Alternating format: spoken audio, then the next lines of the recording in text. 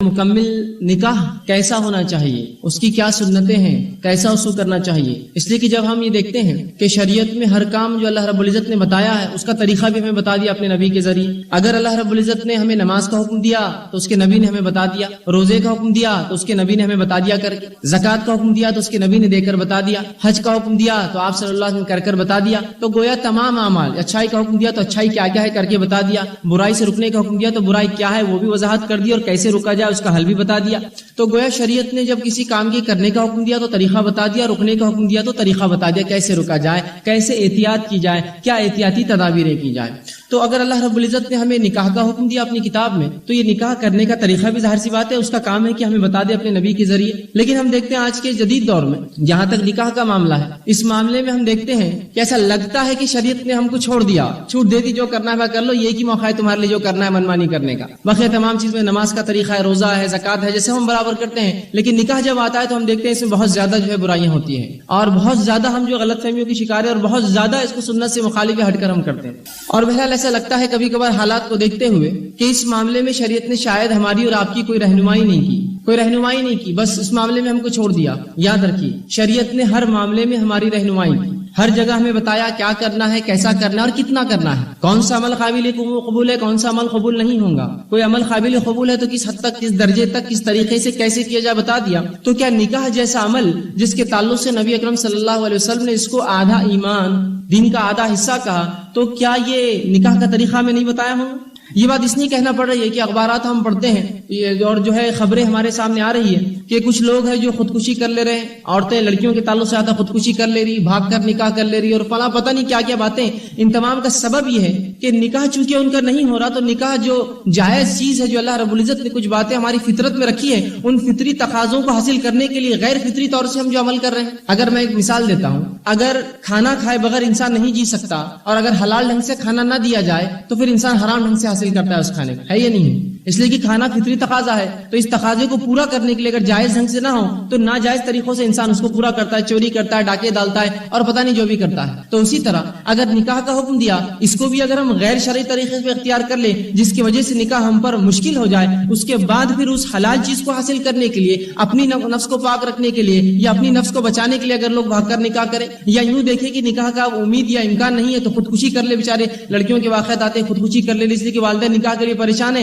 دینے کے لیے جہیز نہیں ہے، تو اس کا حل لڑکیاں سوچتی ہیں کہ مر جانا زیادہ اچھا ہے تاکہ والدین کی تکلیف کو ہم دوری کر دیا سکتے ہیں۔ تو کیا واقعی میں شریعت نے اتنا مشکل کیا نکاح کو کہ اسے کرنے کے لیے امت کو اتنی تکلیفیں، اتنی مشکلوں کا، اتنی مصیبتوں کا کہ ایک والد بیچارہ جس کو ایک یا دو یا تین لڑکیاں ہوں تو پوری زندگی سے لے کر صرف اس لیے کماتا ہے کہ ان کا نکاح کروں؟ سبحان اللہ۔ نہ وہ مساجد میں خرچ کر سکتا ہے، نہ مدارس میں دے سکتا ہے، نہ دینی تنظیموں کو دے سکتا ہے، نہ دینی درسگاہوں میں خرچ کرتا ہے، نہ اللہ کے رحمت۔ اس کی فکر یہ ہوتی ہے کہ یہ مال اگر جمع کروں تو ان کا نکاح ہو جائے، ان کا بس بیڑا پار ہو جائے تو بس میری قسمت چمک گئی اور میرا مقصد دنیا میں آنے کا پورا ہو گیا۔ اس حد تک ہم نے کیا کیا ہے، نکاح کو سنت تر سے ہٹا دیا کہ لوگوں کی زندگیاں صرف زیربار ہے نکاح کرنے کے لیے پریشان، نکاح ہو جائے تو پریشان، نکاح کے بعد پریشان، ہر جگہ ہم دیکھنے کی صرف پریشانی، حتیٰ کہ ایک انسان جو ہے اپنی زندگی میں ہم دیکھتے ہیں سب کچھ کما کر صرف نکاح پہ لٹا رہا ہے۔ کچھ کو جس کو اللہ نے دیا ہے تو وہ اس کو طریقہ خرچ سمجھتے، یہی طریقہ اللہ نے خرچ کرنے کا دیا، اور جن کو نہیں دیا ہے بیچارے وہ لوگ، ان لوگوں کی ڈیمانڈ اگر ان کے پاس لڑکیاں پورا کرنے کے لیے وہ تمام چیزیں خرچ کر رہے ہیں جو وہ سمجھتے ہیں یہ خرچ کرنے کے بغیر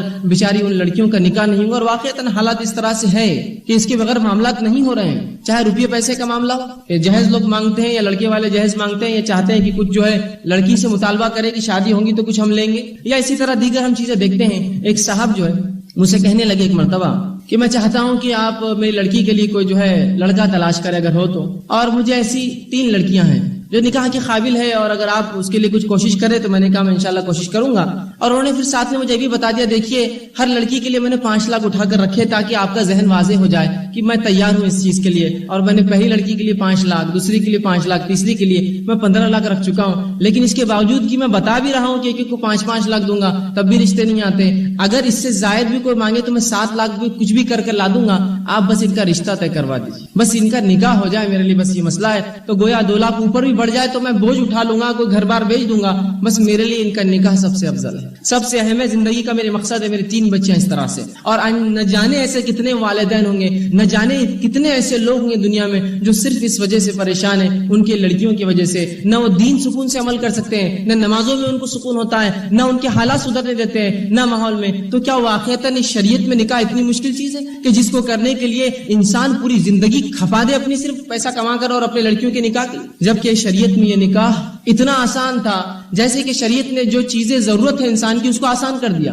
اللہ رب العزت نے انسانی ضرورت کو آسان کیا نہیں کیا. جیسے کہ اس کو ہوا چاہیے تو ہوا فری دی, ہر جگہ ہے, میسر ہے, جتنی چاہو اتنی مل جاتی ہے, آرام سے انسان سانس لیتا ہے. کھانے کا جہاں معاملہ ہوا, لوگ کہتے ہیں آبادیاں بڑھیں گی تو کھانا نہیں پوریں گا. ہم دیکھ رہے ہیں اللہ رب العزت رزق کو بڑھاتا جا رہا ہے. کئی ممالک ایسے جہاں رزق کھانا جو ہے ضائع کیا جاتا, پھینکا جاتا ہے اس لیے کہ لوگ نہیں ہوتے کھانے والے, تو اللہ آبادیوں کے ساتھ رزق بھی بڑھا رہا ہے. اسی طرح جب انسانی سماج کی ضرورت نکاح ہے, انسانی نفس کی ضرورت نکاح ہے, تو کیا اس معاملے میں شریعت نے کوئی گائیڈ لائنز, کوئی طریقہ میں نہیں بتایا ہوگا کہ ہم جس طریقے سے آج روش اختیار کر چکے ہیں یہ بہت زیادہ سنگین, اور اگر یہ حالت ایسے ہی رہے تو یاد رکھیے آنے والے دور اس سے بھی زیادہ سخت ہوں گے. بلکہ میں سمجھتا ہوں جو حالات آج کل چل رہے ہیں کہ والدین اپنی بچیوں کو یہ کہنے پر مجبور ہیں کہ بیٹا دیکھو رشتہ تلاش کر کر کے تو ہم پریشان ہیں, یا تو ایک کام یہ کر لو کہ تم نکاح کا ارادہ چھوڑ دو تاکہ ہماری تکلیف بھی دور ہو جائے, لیکن صرف تمہارے لیے ہم ہی بھاگ دوڑ کرتے ہیں, تو تم نکاح کا ارادہ ترک کر دو. ایک حل یہ ہو سکتا ہے تمہارے لیے. یا دوسرا حل یہ ہو سکتا ہے کہ کسی اچھے لڑکے کو دیکھو, شریف دیندار, اس سے افیئر کر لو اور چلے جاؤ, ہم اس پہ راضی ہے کہ تم یہ کام کر لو, اس کے علاوہ ہم کچھ نہیں کر سکتے تمہارے نکاح کے معاملے میں. اس حد تک بھی حالات آ رہے ہیں, اس سے بھی بدتر حالات گھروں کے ہو رہے ہیں, اور جتنے بڑی مسلم سماج اور مسلم آبادیاں ہم دیکھتے ہیں اتنے سنگین مسائل اس معاملے میں نکاح کے ہوتے ہیں. تو کیا واقعی میں شریعت نے اتنی اہم ضرورت کو اتنا سخت کیا کہ یہ کرنے کے لیے انسان سب کچھ کھپا کر, سب کچھ کر کے بھی اس کو حاصل نہ کر سکے, اور پھر اس کے لیے پھر غیر شرعی حرام طریقوں کو, بلکہ خود ولی جو باپ ہوتا ہے یا بھائی ہوتا ہے, یا اگر بھائی نہ ہو تو اس کا چچا ہوگا, یا اس کا ماموں ہوگا, یا اس کا دادا ہوگا, یا اس کا نانا ہوگا, وہ بھی مجبور ہے کہنے پر کہ اب ہم مشکل میں ہیں, اب ہم پریشان ہیں بیٹا, اب تم تلاش کر لو یا پھر نکاح کا ارادہ چھوڑ دو, اس لیے کہ بس اب ہم تھک چکے ہیں. یا پھر بچیاں کہنے پر مجبور ہے کہ والدین کو یہ کہہ رہے ہیں کہ آپ ہماری فکر مت کیجیے, ہم یہاں رہ کے گزارا کر لیں گے, سوائے اس کے کہ آپ اتنا بتا دیجیے ہم آپ پر بوجھ تو نہیں ہے, اگر نہیں ہے تو پھر آپ ہمارے نکاح کے بارے میں فکر مند نہ ہو. یہ حالت ہو رہی ہے, یاد رکھیں. اگر کوئی الزام بھر رہا ہے, خوش ہو رہا ہے کہ میرے گھر تو سب بیٹے, میرے ساتھ یہ نہیں ہے, یاد رکھیے کل کس نے دیکھا آپ کو ساری پوتیاں ہو جائیں, تب ان بیٹوں کے سامنے وہ حالات آئیں گے. تو یاد رکھیے کوئی مستثنا نہیں ہے اس سے, سائیکل ہے یہ, ایک جو ہے بالکل ایک گھیرا ہے, ایک کے بعد ایک سب آ کر کھڑے ہوں گے اس چکر میں. آج اس کا باپ کھڑا ہے, کل میں کھڑا ہوں گا, کل میرا بیٹا کھڑا ہوگا, اور تمام ہم آ کے اس پوزیشن, اس مقام پر ضرور آئیں گے جہاں یہ پرابلم, یہ پریشانی ہم سب کو آئیں گی. تو کیا شریعت نے اس معاملے میں رہنمائی نہیں کی؟ اسی کے تحت ان واقعات کو دیکھتے ہوئے, ان حالات کو دیکھتے ہوئے ہم نے یہ سوچا کہ نکاح سنت کیسے ہوتا ہے, سنت نکاح ہے کیا, اس میں کیا چیزیں فرائض ہیں, کیا واجبات ہے, کیا کرنا ہے, کیا مستحب ہے, اور بقیہ جو کیا جا رہا ہے اس میں کیا غلط ہے. کچھ باتیں آپ کے سامنے رکھ دیں تاکہ ہو سکتا ہے کہ جب صحیح امیج, صحیح پکچر, صحیح معاملے آپ کے سامنے آئے تو ہو سکتا ہے وہ نوجوان جو کچھ کرنا چاہتے ہیں اس سماج میں, وہ کچھ نہ کچھ ایک تحریکی شکل اختیار کر کے کچھ نہ کچھ ایک قدم مثبت, پازیٹیو, بہترین قدم اپنا آگے بڑھائے, تاکہ اس معاشرے کے اندر دیکھیے آج میری بہن کا مسئلہ ہے تو کل آپ کی بہن کا مسئلہ بھی ہونے والا ہے, آج میری بیٹی کا مسئلہ ہے تو کل آپ کی بیٹی کا بھی مسئلہ ہونے والا ہے, آج میری بھتیجے کا مسئلہ ہے کل آپ کی بھتیجی کا مسئلہ, ہم سب کا مسئلہ ہے. تو ایک مثبت ہم قدم لیں کہ کم از کم کچھ نہیں تو ایک ہمارے شہر میں ایک رول ماڈل ہم بنائیں کہ نکاح ایسا ہونا چاہیے, نکاح ایسا ہوتا ہے, اس کا طریقہ یوں ہوتا ہے, سنت یہ ہے, اور اتنا آسان ہے کہ ایسے بھی ہوتا ہے, ایسے بھی ہوتا ہے, اور ایسا بھی ہو سکتا ہے. ورنہ اگر سب یہ سوچیں گے کہ میرے ارمان نکل جائے, اور آپ سوچیں گے آپ کے ارمان نکل جائے, اور وہ سوچیں گے ان کے ارمان نکل جائے, تو یہ ارمان تو ہو سکتا نکل جائے, ویسے وہ کبھی پورے نہیں ہوتے ہیں, بس خواہش ہوتی ہے انسان کے ارمان نکالنا. یہ ارمان تو شاید نکل جائے لیکن اس کے بعد کے حالات بہت بدترین آتے ہیں. یاد رکھیے ایک مرتبہ ایک واقعہ ہوا کہ ایک صاحب نے یہ سوچا کہ میں سنت کے مطابق نکاح کروں. والدین نے کہا بھائی ہمارے ارمان ہم کب نکالیں گے, ارمان نکالیں گے, یہی تو موقع ہے. تو انہوں نے بڑا سمجھایا, بہرحال انہوں نے نہیں مانا اور کچھ ایسی باتیں کر دی جو سنت کے خلاف تھی. بہرحال بہت زیادہ برا نہیں کہ ناچ گانا تو نہیں کیا, لیکن بہرحال کچھ ایسے کام کر دی جو سنت کے خلاف تھے. اس کے بعد ہوا یوں کہ وہ والدین ایک مرتبہ کافی بیمار تھے اور اس بیماری کے عالم میں پڑوسیوں کے گھر پہ شادی تھی. اب انہوں نے تو ڈی جے لا کر کھڑا کر دیا ان کے گھر کے سامنے اور خوب بجانے لگے. والدین نے کہا بیٹا جا کر ان کو سمجھاؤ کہ کیا کر رہے ہیں, بہت مشکل, ہم بیمار ہیں. تو اس شخص نے جواب دیا والدین ان کے ارمان نکل رہے, میں کیسے روکوں ان کو, جا کر ان کے ارمان ہی. آپ کی ایک بیماری سے ان کے ارمان کا کیسا وہ کریں گے؟ ایک ہی بار تو ان کے بچے کی بھی شادی ہو رہی ہے، آپ نے بھی ارمان نکالے تھے، وہ بھی ارمان نکال رہے ہیں، آپ کا طریقہ کچھ تھا، ان کا طریقہ کچھ ہے، تو سبھی اگر یہ سوچ بیٹھے کہ میرے ارمان بس یہی نکلنے والے، حالانکہ دنیا کے اندر کسی مومن کے ارمان نکلتے بھی نہیں ہے، ایسا کوئی ایسی چیز جس کو آپ کو لگتا ہے دنیا میں ارمان نکال سکتا ہوں، وہ آخرت ہی ہو سکتی ہے، وہ جنت ہی ایک ایسا مقام ہے جہاں میرے اور آپ کے پورے ارمان نکل سکتے ہیں۔ سوچا کی چیز مل گئی، سوچا کی چیز مل گئی، یہی ارمان ہے نا، آدمی جو سوچے وہ مل جائے، تو وہ مقام تو جنت ہے، یہاں تھوڑی ہو سکتا ہے۔ حتیٰ کہ جنت کی تعلق سے آتا ہے کہ اگر انسان سوچے کہ میں وہ پھل کھا لوں تو نبی اکرم صلی اللہ علیہ وسلم فرماتے اس پھل کا خوشہ نیچے آ جائے گا، وہ جتنا چاہے کھا لے پھر چلا جائیں گے ٹہنی جہاں کی وہاں، ایسے ارمان نکلتے ہیں وہاں، ہر چیز انسان جو سوچے وہ مل جائیں گی، یہ دنیا میں موقع نہیں ارمان نکالنے کا، اور بالخصوص نکاح تو کوئی ارمان نکالنے کی جگہ ہی نہیں ہو، ویسا مقام بھی نہیں جہاں واقعتاً آپ کہیں کہ ارمان نکالنے کی جگہ ہے اور کتاب و سنت نے کہا یہاں نکالو جتنے ارمان نکالنا ہے۔ اور اگر آج میں بیٹے کا باپ یا آج ہم جو ہے بیٹے والے ہو کر اپنے ارمان نکالیں گے ان لوگوں کو زیر بار اور دبا کر جو بیٹی والے ہیں، کل میری بھی بیٹیوں کا نکاح ہوگا، پھر جب وہ ارمان نکالیں گے تو پھر کیوں ہم کوستے اور کاٹتے ہیں کہ دیکھو فلاں کر رہے اتنی مشکل سے ہمارا شوہر کما رہا ہے، وہ کرو بولتے ہیں، جوڑا دو بولتے ہیں، گھوڑے پہ بٹھا کے لاؤ بولتے ہیں، فلاں کرتے ہیں، اس لیے کہ آپ نے بھی تو ارمان نکالے تھے، آج کل آپ کے نکلے تھے، آج ان کے نکل رہے ہیں، اور اسی میں پوری امت کا بیڑا غرق ہو جا رہا ہے۔ اسی کی وجہ سے ہم دیکھتے ہیں کہ لڑکیوں کی عمریں گزر جا رہی ہیں، اور یہ مثال تو ایک زمانے تک دیتے تھے کہ لڑکیوں کی عمریں گزرتی ہے، آج لڑکوں کی بھی عمریں گزر جا رہی ہے، اس لیے کہ نکاح نہیں ہو رہا ہے ان کا، کہ تو جہاں انہوں نے ارمان کا سوچا آج ادھر بھی ڈیمانڈ شروع ہوگا کہ ان کے بھی کچھ ارمان، وہ بھی چاہتے ہیں کہ آپ جب 30,000 کمائے تو جب نکاح میں اپنی لڑکی دے، نکالو ارمان، اب وہ بھی نکالتے اپنے ارمان۔ یہاں لڑکیوں کی عمریں بڑھتی ہے تو لڑکوں کی بڑھ رہی ہے، اب معاملہ یہاں کہیں رکنے والا نہیں، اب یاد رکھیے غنیمت یہ ہے کہ جس کا نکاح ہو جائے وہ غنیمت جانے گا، اور آنے والے ادوار میں اس سے برا ہوگا جب یہ چیز مہنگی ہوتی جائیں گی تو زنا سستا اور ہلکا ہوتے جائیں گا، زنا عام ہوتے جائیں گا۔ ہم کہہ رہے فحاشی، بے حیائی، بے پردگی، برائی، گندی باتیں، گندی چیزیں، گندی میگزینز، گندے نیوز اور سب تمام چیزیں کیوں عام ہو رہی ہیں؟ اس لیے کہ جو جائز طریقہ ہے نا چیز کو حاصل کرنے کا وہ جائز طریقے سے نہیں مل رہا، تو حرام طریقوں سے اپنی خواہشات ہم نکال رہے ہیں۔ جب ایک انسان کو نکاح کرنے کا طریقہ نہیں ملے گا جائز طریقے سے، جو اس کی جس کو کہیں گے فطری چیزیں نہیں ملیں گی، تو غیر جائز طریقے سے ان فطری خواہشات کو انسان پوری کرے گا، جس کے لیے پھر حرام حلال کی تمیز کچھ نہیں، اس کو وہ چیز خواہش پوری ہونا وہ اصل ہوگا۔ جب کھانا فطرت میں ہے، کھانا حلال طریقے سے نہیں جائے گا حرام، تو اسی طرح ہوگا یہ نکاح کو مہنگا، یہ نکاح کو غیر سنت کر کے ہم نے اپنے نفسوں پر بہت زبردست ظلم کیا، اور آنے والی پیڑھیوں کے لیے ایک بہت زبردست نقصان دہ چیز چھوڑ کر جا رہے ہیں، جو نکاح کا طرز اور طریقہ میں نے اور آپ نے، اس سماج نے، مسلم امت نے صرف ہندوستان میں نہیں پورے دنیا کے اندر اختیار کیا۔ اس روش کو ہمیں بہت جلد چھوڑنا ہوگا، اس روش کو نہ چھوڑنے پر آنے والے 10-20 سال کے نتائج یورپ اور امریکہ سے زیادہ ہٹ کر نہیں ہوں گے، یاد رکھیے۔ لوگ آج بھی گواہی دے رہے ہیں، کوئی چیز اگر میری نظروں کے سامنے نہیں ہے تو اس کا مطلب یہ نہیں کہ ہو نہیں رہی ہے، لوگ آج بھی گواہی دے رہے ہیں برائی لوگوں کی، مردوں اور عورتوں کی۔ میں کسی کو دوش نہیں دیتا اس میں کہ لڑکیاں فلاں کر رہی اور لڑکیاں فلاں کر رہی، اس لیے کہ تالی ایک ہاتھ سے نہیں بجتی ہے، اگر لڑکیاں بھاگ کر جا رہی تو کوئی بھگا کر لے کے بھی جا رہا ہے، دونوں برابر کے شریک اس جرم کے اندر، تو یہ گناہ عام ہوتے جائیں گے۔ آج ان کے گھر میں آگ ہے، کل میرے گھر میں آگ ہونے والی ہے، تو لہٰذا اس سنت طریقے کو اختیار کرنا اس مسئلے میں آج کے جدید دور کی بہت اہم اور سخت ترین ضرورت ہے۔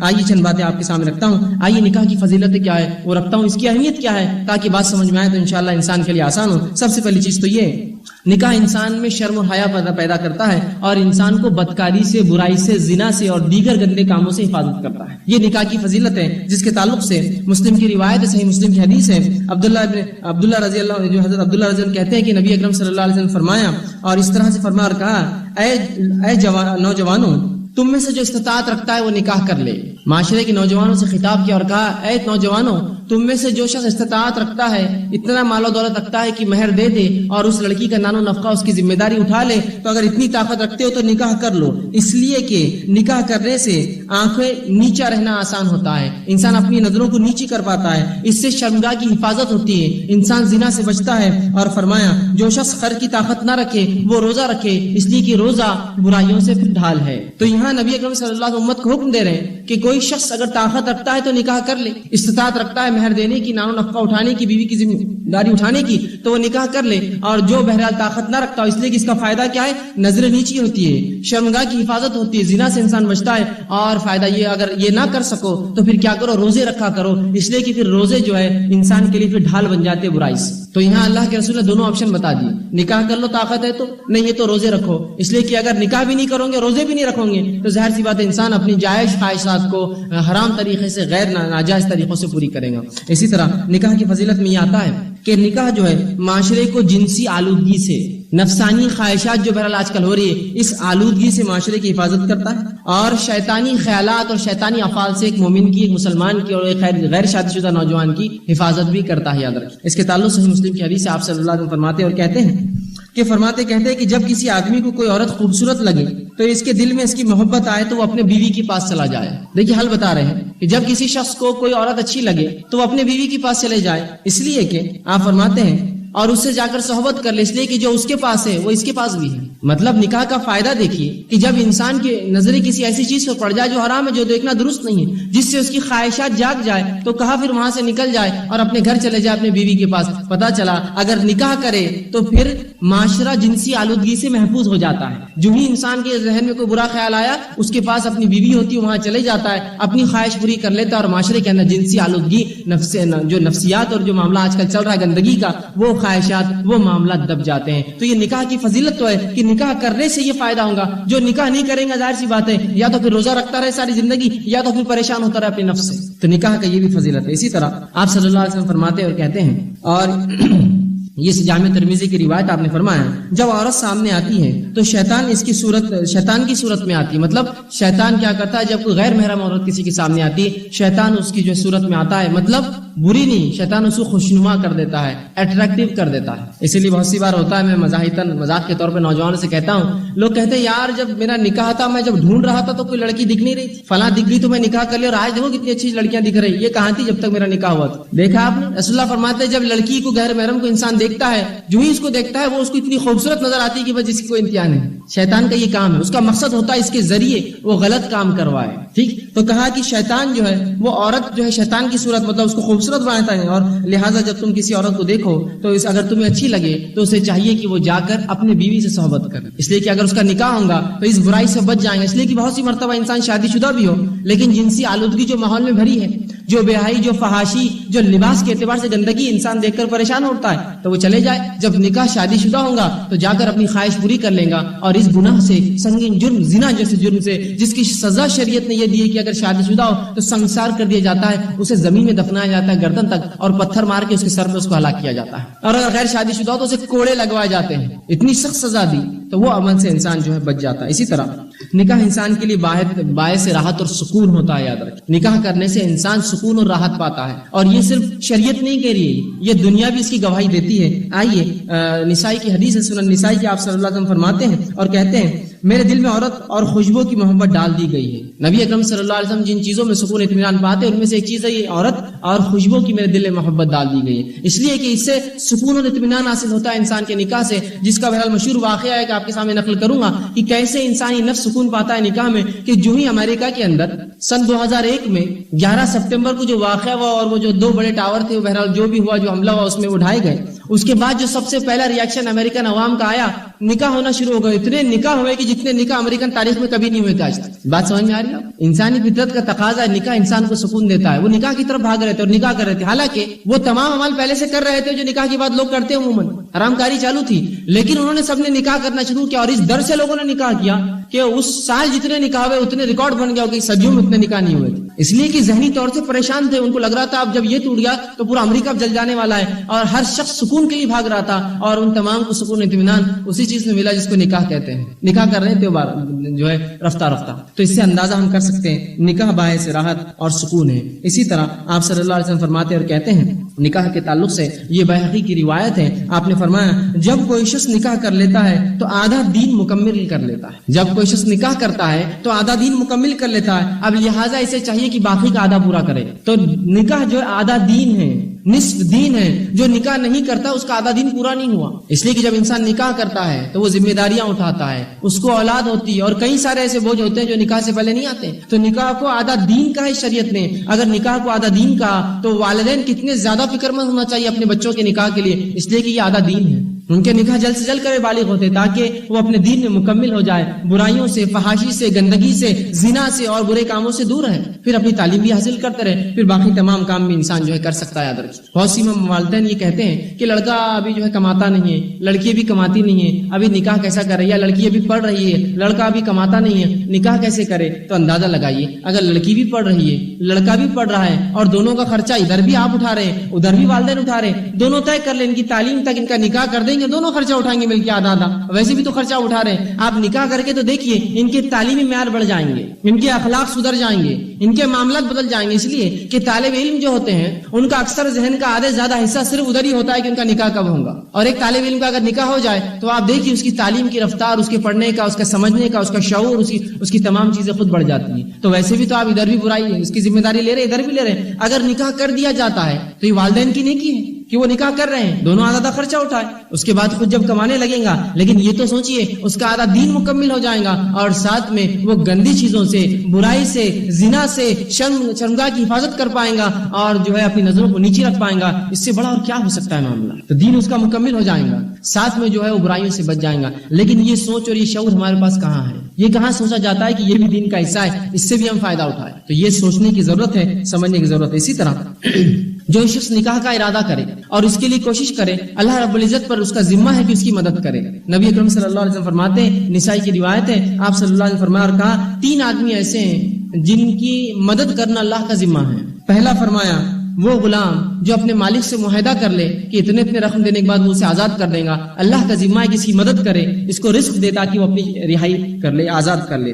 دوسرا فرمایا وہ انسان جو برائی سے بچنے کے لیے نکاح کرنا چاہے, اس کی مدد کرنا بھی اللہ کا ذمہ ہے, اس کی روزی روٹی میں اضافہ کرنا, برکت اللہ کا ذمہ ہے. تیسرا فرمایا وہ آدمی جو جہاد میں ہو, اللہ کا ذمہ ہے کہ اس کی مدد کرے. 3 آدمی ایسے ہیں جن کا ذمہ ہے کہ اللہ ان کی مدد بالکل کرے گا. ایک غلام جو آزادی کے لیے کوشش کر رہا ہو, دوسرا وہ نوجوان جو اپنی نظروں کو بچانے کے لیے, برائی سے بچنے کے لیے نکاح کرتا ہو, تیسرا انسان جو جہاد کرتا ہو. ان تینوں کی حفاظت کا ذمہ, ان تینوں کی معاف کرنا, مدد کا ذمہ اللہ کا یاد رکھے. تو اللہ ایسے لوگوں کی مدد کرتا ہے جو اس سے کرتا ہے. اسی طرح نکاح انسانی نسل کی بقا کے لیے ضروری ہے. انسانی نسل آگے کیسے چلیں گی جب نکاح نہیں ہوگا. دوسرا, قیامت کے روز نبی اکرم صلی اللہ علیہ وسلم کے فخر کا باعث بھی ہوگا. یہ آئیے حدیث میں الفاظ ہیں, ایک شخص اللہ کے رسول صلی اللہ علیہ وسلم کے پاس آیا, یہ سنن ابو داؤد کی روایت ہے, اور کہا اللہ کے رسول میں فلاں لڑکی سے نکاح کرنا چاہتا ہوں جو بڑی خوبصورت ہے, بڑا زبردست حسب نسب ہے.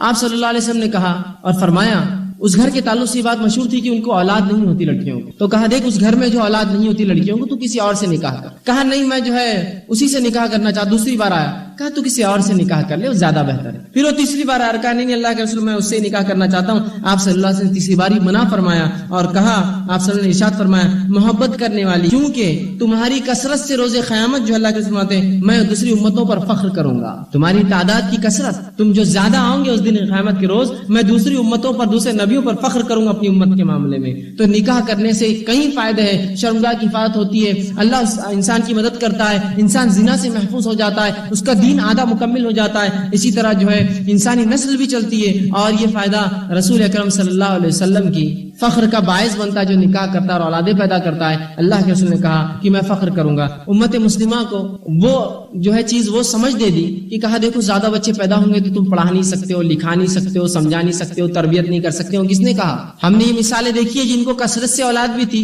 غربت ہے تو غربت کی حالت سے اللہ نے نکال کر آج مال و دولت سے نوازا ہے. دیکھیے آپ کسی سے واقعہ سنیے کہ ہم 5 بھائی تھے, 10 بھائی تھے, 15 لوگ تھے, ہم بہن بھائی, اتنی مشکل سے والد نے پالا, آج اتنا دیا اللہ نے کہ والد جس گھر میں چاہے رہ سکتا ہے. آپ سب اللہ نے گھر دیے, ہزاروں گاڑیاں دے دیے, مال و دولت دیے, بنگلے دیے.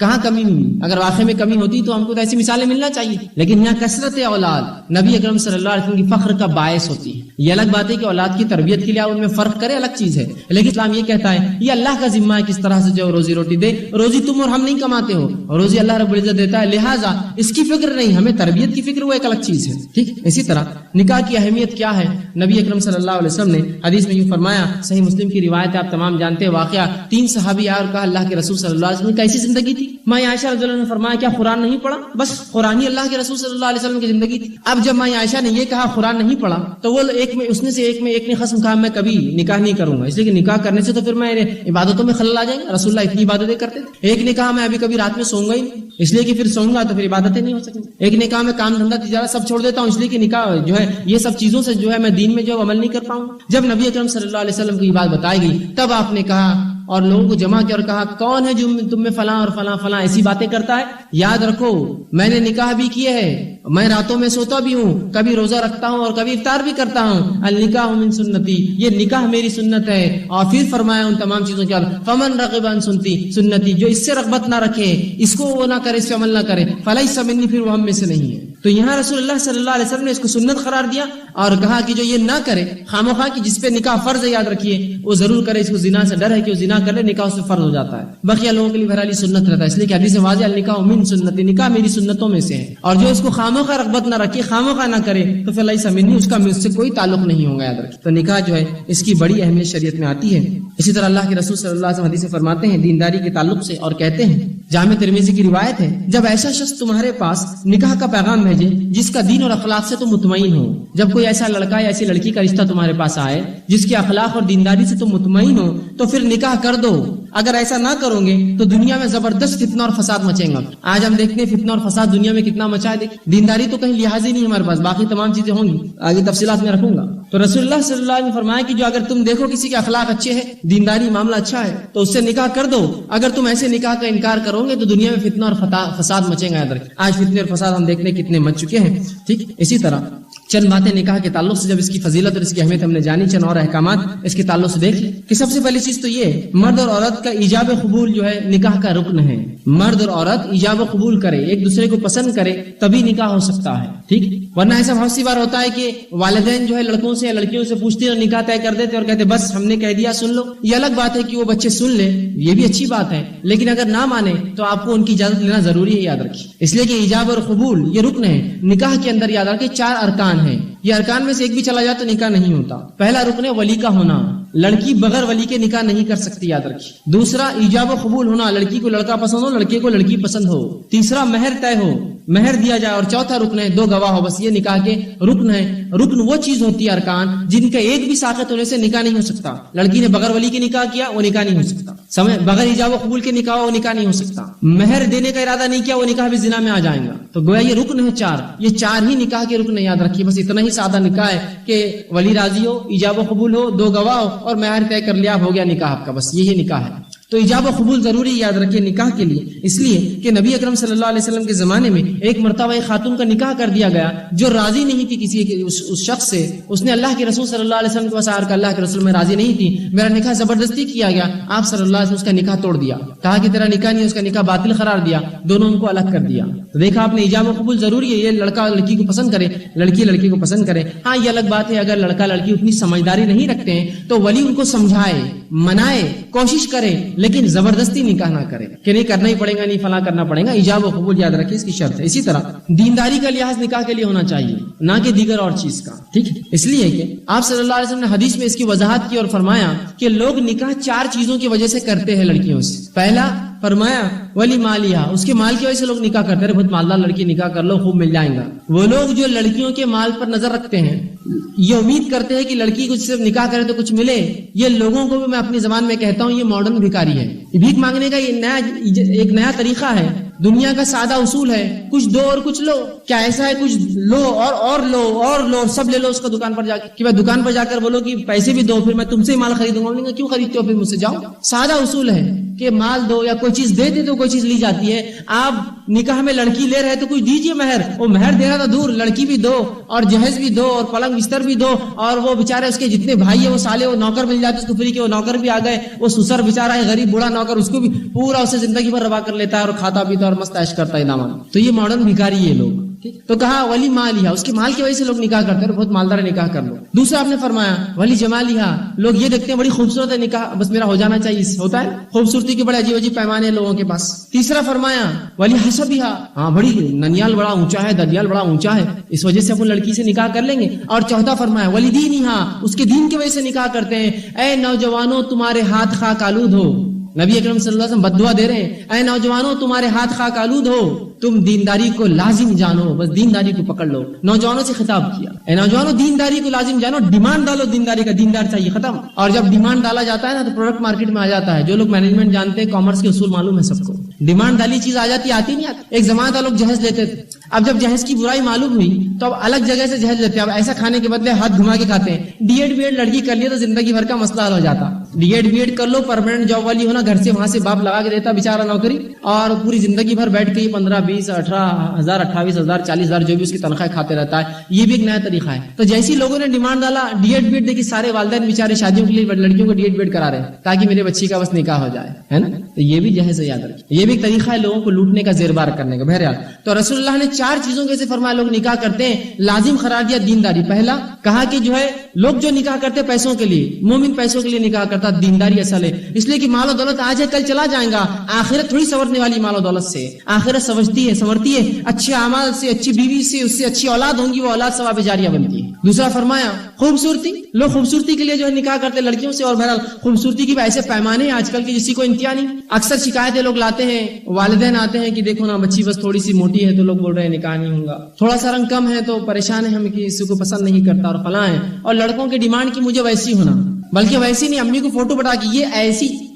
میں کہتا ہوں بیٹا وہ ایک ہی ہے، اور کس کے نصیب کی کس کو بھی نہیں معلوم. ایک ہی ہوتی ہے نا جو دیکھ کر بتاتا ہے، ماڈل، فلم سٹار، ہیروئن یا جو بھی اس کے لیے ہو، وہ ایک ہی رہتی بیچاری. اب تم سبھی اس کی طرف انگلیاں کریں گے تو کیسا ہوگا؟ کتنوں کو اپنی طرف یہ ایسی ہونا. اب یہ نہیں تو کسی اور کو ایسی تلاش کرو جس کے اندر بنیادی خوبصورت ہونا، خوبصورتی کا پیمانہ کی گوری ہونا، اور لمبی ہونا، ہے نا. اور ہائٹ لیکن لمبائی میں 5'2" نہیں 5'1" ہونا، یا 5 سے زیادہ 2 سے کم 5'2" سے. اتنے اسپیسیفکیشنز کہ جیسا جا کر میں کوئی ہارلی ڈیوڈسن کی بائک خرید رہا ہوں جس میں خود لکھ کے دینا پڑتا ہے انجن کون سا ہوگا، کتنی سی سی کی گاڑی ہوگی، ہارن کون سا ہوگا، ایکسیلیٹر کیسا ڈالیں گے، ٹائر کا سائز کیا ہوگا، سب دے رہے ہیں. جو چیز پیدا ہوتی ہے اس میں ہم کچھ نہیں کر سکتے، جو چیز بنتی ہے اس میں سب شرائط لگ سکتی ہے نا. وہ مجھے ایک فلاں چیز بنا کے دیجیے، ایسی ایسی ایسی ہونا. مینوفیکچر جو چیز ہوتی ہے وہ چیز جیسے بولے ویسے بنتی ہے. جو چیز پیدا ہوتی ہے وہ کیسے بنائیں گے آپ اس کو، اتنا اونچا، اتنا لمبا، اتنا گورا، اتنا فلاں. تو لوگ کہتے ہیں کہ ہمیں گوری لڑکی چاہیے، لمبی لڑکی چاہیے، فلاں. تو میں ہمیشہ کہتا ہوں دیکھیے پھر تو آپ کے لیے ایک حل ہے، آپ ٹیوب لائٹ سے شادی کر دیجیے، چم چم چمکتی ہے ایک دم. اور جتنی لمبی بولے اتنی لمبی، جتنی پتلی بولے اتنی پتلی رہتی ہے. الگ الگ ماڈلس آتے، الگ الگ سائزز آتے. آپ کو ایک عورت نہیں چاہیے، ایک لڑکی نہیں چاہیے، اس لیے کہ جب آپ کو لڑکیاں پیدا ہوئی تو کیا آپ نے اللہ کو خط لکھا تھا یا آپ نے خود اسپیسیفکیشن ڈالے تو ویسی بچی پیدا ہوئی آپ کو؟ نہیں. تو دوسروں گھر کیسے پیدا ہوں گی ویسی لڑکیاں؟ جو چیز پیدا ہوتی ہے وہ ایسا نہیں ہو سکتی ہے، وہ تو جیسے ہوں گے آپ کو قبول کرنا ہوگا ان کے دینداری کی بنیاد پر. آج تو انسان کو لیکن یہ بات سمجھ میں نہیں آتی.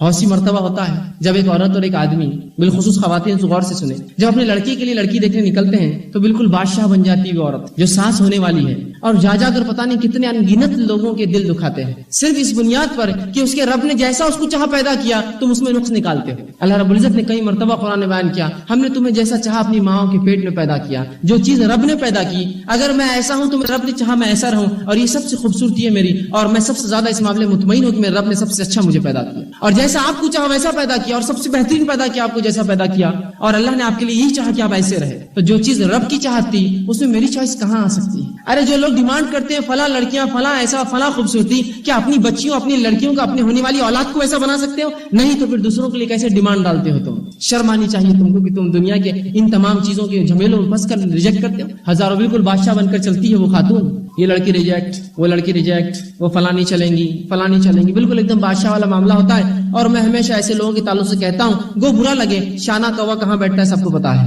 جا کر اللہ رب العزت نے ضرب دینا ہی ایسے لوگوں کو، ایسا ضرب دیتا ہے جب اللہ کی مخلوق میں تم کیڑے چنتے ہو تو اللہ ایسی ضرب لگاتا ہے، ایسا نشتر دیتا ہے ایسی جگہ پر کہ سمجھ میں نہیں آتا، اور زخم ایسا ہوتا ہے پھر سیے سلتا نہیں ہے، پھر اللہ بھی دیتا ہے اس کا بدلہ.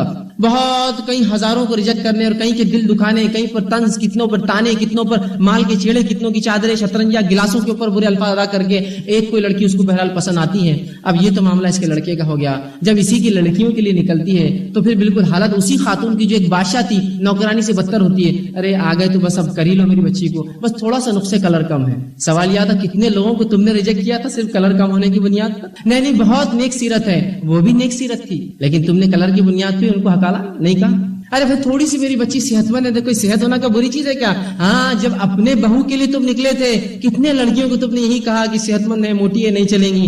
جب نہیں آپ کو لگا کہ ہمارے گھر میں بھی کیا ہے، جب ہم نے یہ دیکھا کہ ہم خود اپنے بچیوں کو نہیں پیدا کر سکے جیسی ہم بہو چاہتے ہیں، تو پھر کیسی شرط لگائی دوسروں کی بچیوں پر؟ چوائس کر رہے ہیں، جیسا کوئی سبزی، پھل، فروٹ اور بکریاں خریدنے جا رہا ہے یا جانور خرید رہا ہے جس میں چوائسز ہو سکتی ہے. بکری میں کو سفید چاہیے، کالی چاہیے، فلاں چاہیے، سنگ والی چاہیے، بغیر سنگ والی چاہیے، چھوٹی چاہیے، گڈی چاہیے، موٹی چاہیے، لمبے. کر سکتے ہیں انسانوں میں تم ایسا کرتے ہو اللہ کی مخلوقات میں جس کو تم کو چوائس کرنے کا نہیں، سوائے دینداری کو ترجیح دو. اللہ کے رسول نے کہا جب دینداری کو ترجیح نہیں دی گئی تو جو نقصان اٹھا رہے ہیں نا یہ اٹھاتے ہی رہیں گے. اس لیے کہ جب میری اپنی بہو کے لیے ہم جا کر اتنی شرائط لگاتے ہیں تو ہماری بیٹیوں کو دیکھنے بھی لوگ آتے ہیں نا اتنی شرائط لے کر آتے ہیں. پھر وہی اسپیسیفکیشن لگتے ہیں, بھائی زیادہ وزن ہے وزن کرا دو ذرا, اس کا بال چھوٹے ہیں, کلر کم ہے, آنکھیں تھوڑی بڑی ہوتی نا تو بس میری بہو بن جاتی ہے. کیوں؟ جب تم نے بھی تو ایسی کہا تھا ان گھروں میں جا کر, اس کی آنکھیں چھوٹی ہے, اس کی ناک چپٹی ہے, ہم کو تو کھڑی ناک والی چاہیے, ہم کو تو فلاں چاہیے. خود اپنی بیٹی کو تم ایسا نہ بنا سکے اور دوسروں میں نقص چنتے ہو, اللہ کی مخلوق کو برا بھلا کہتے ہو, تو پھر برداشت کرو. اللہ کا قہر جب آتا ہے نا پلٹ کر, تو اللہ رب العزت ایسی ضرب لگاتا ہے اور ایسی جگہ نشتر بیٹھتا ہے, انسان کو سمجھ میں بھی نہیں آتا ہے کب یہ نقصان ہوا اور کیسے نقصان ہوا. تو دینداری کو لازم جانیے. نوجوانوں کو تاکید کروں گا اس حدیث کے مطابق, دینداری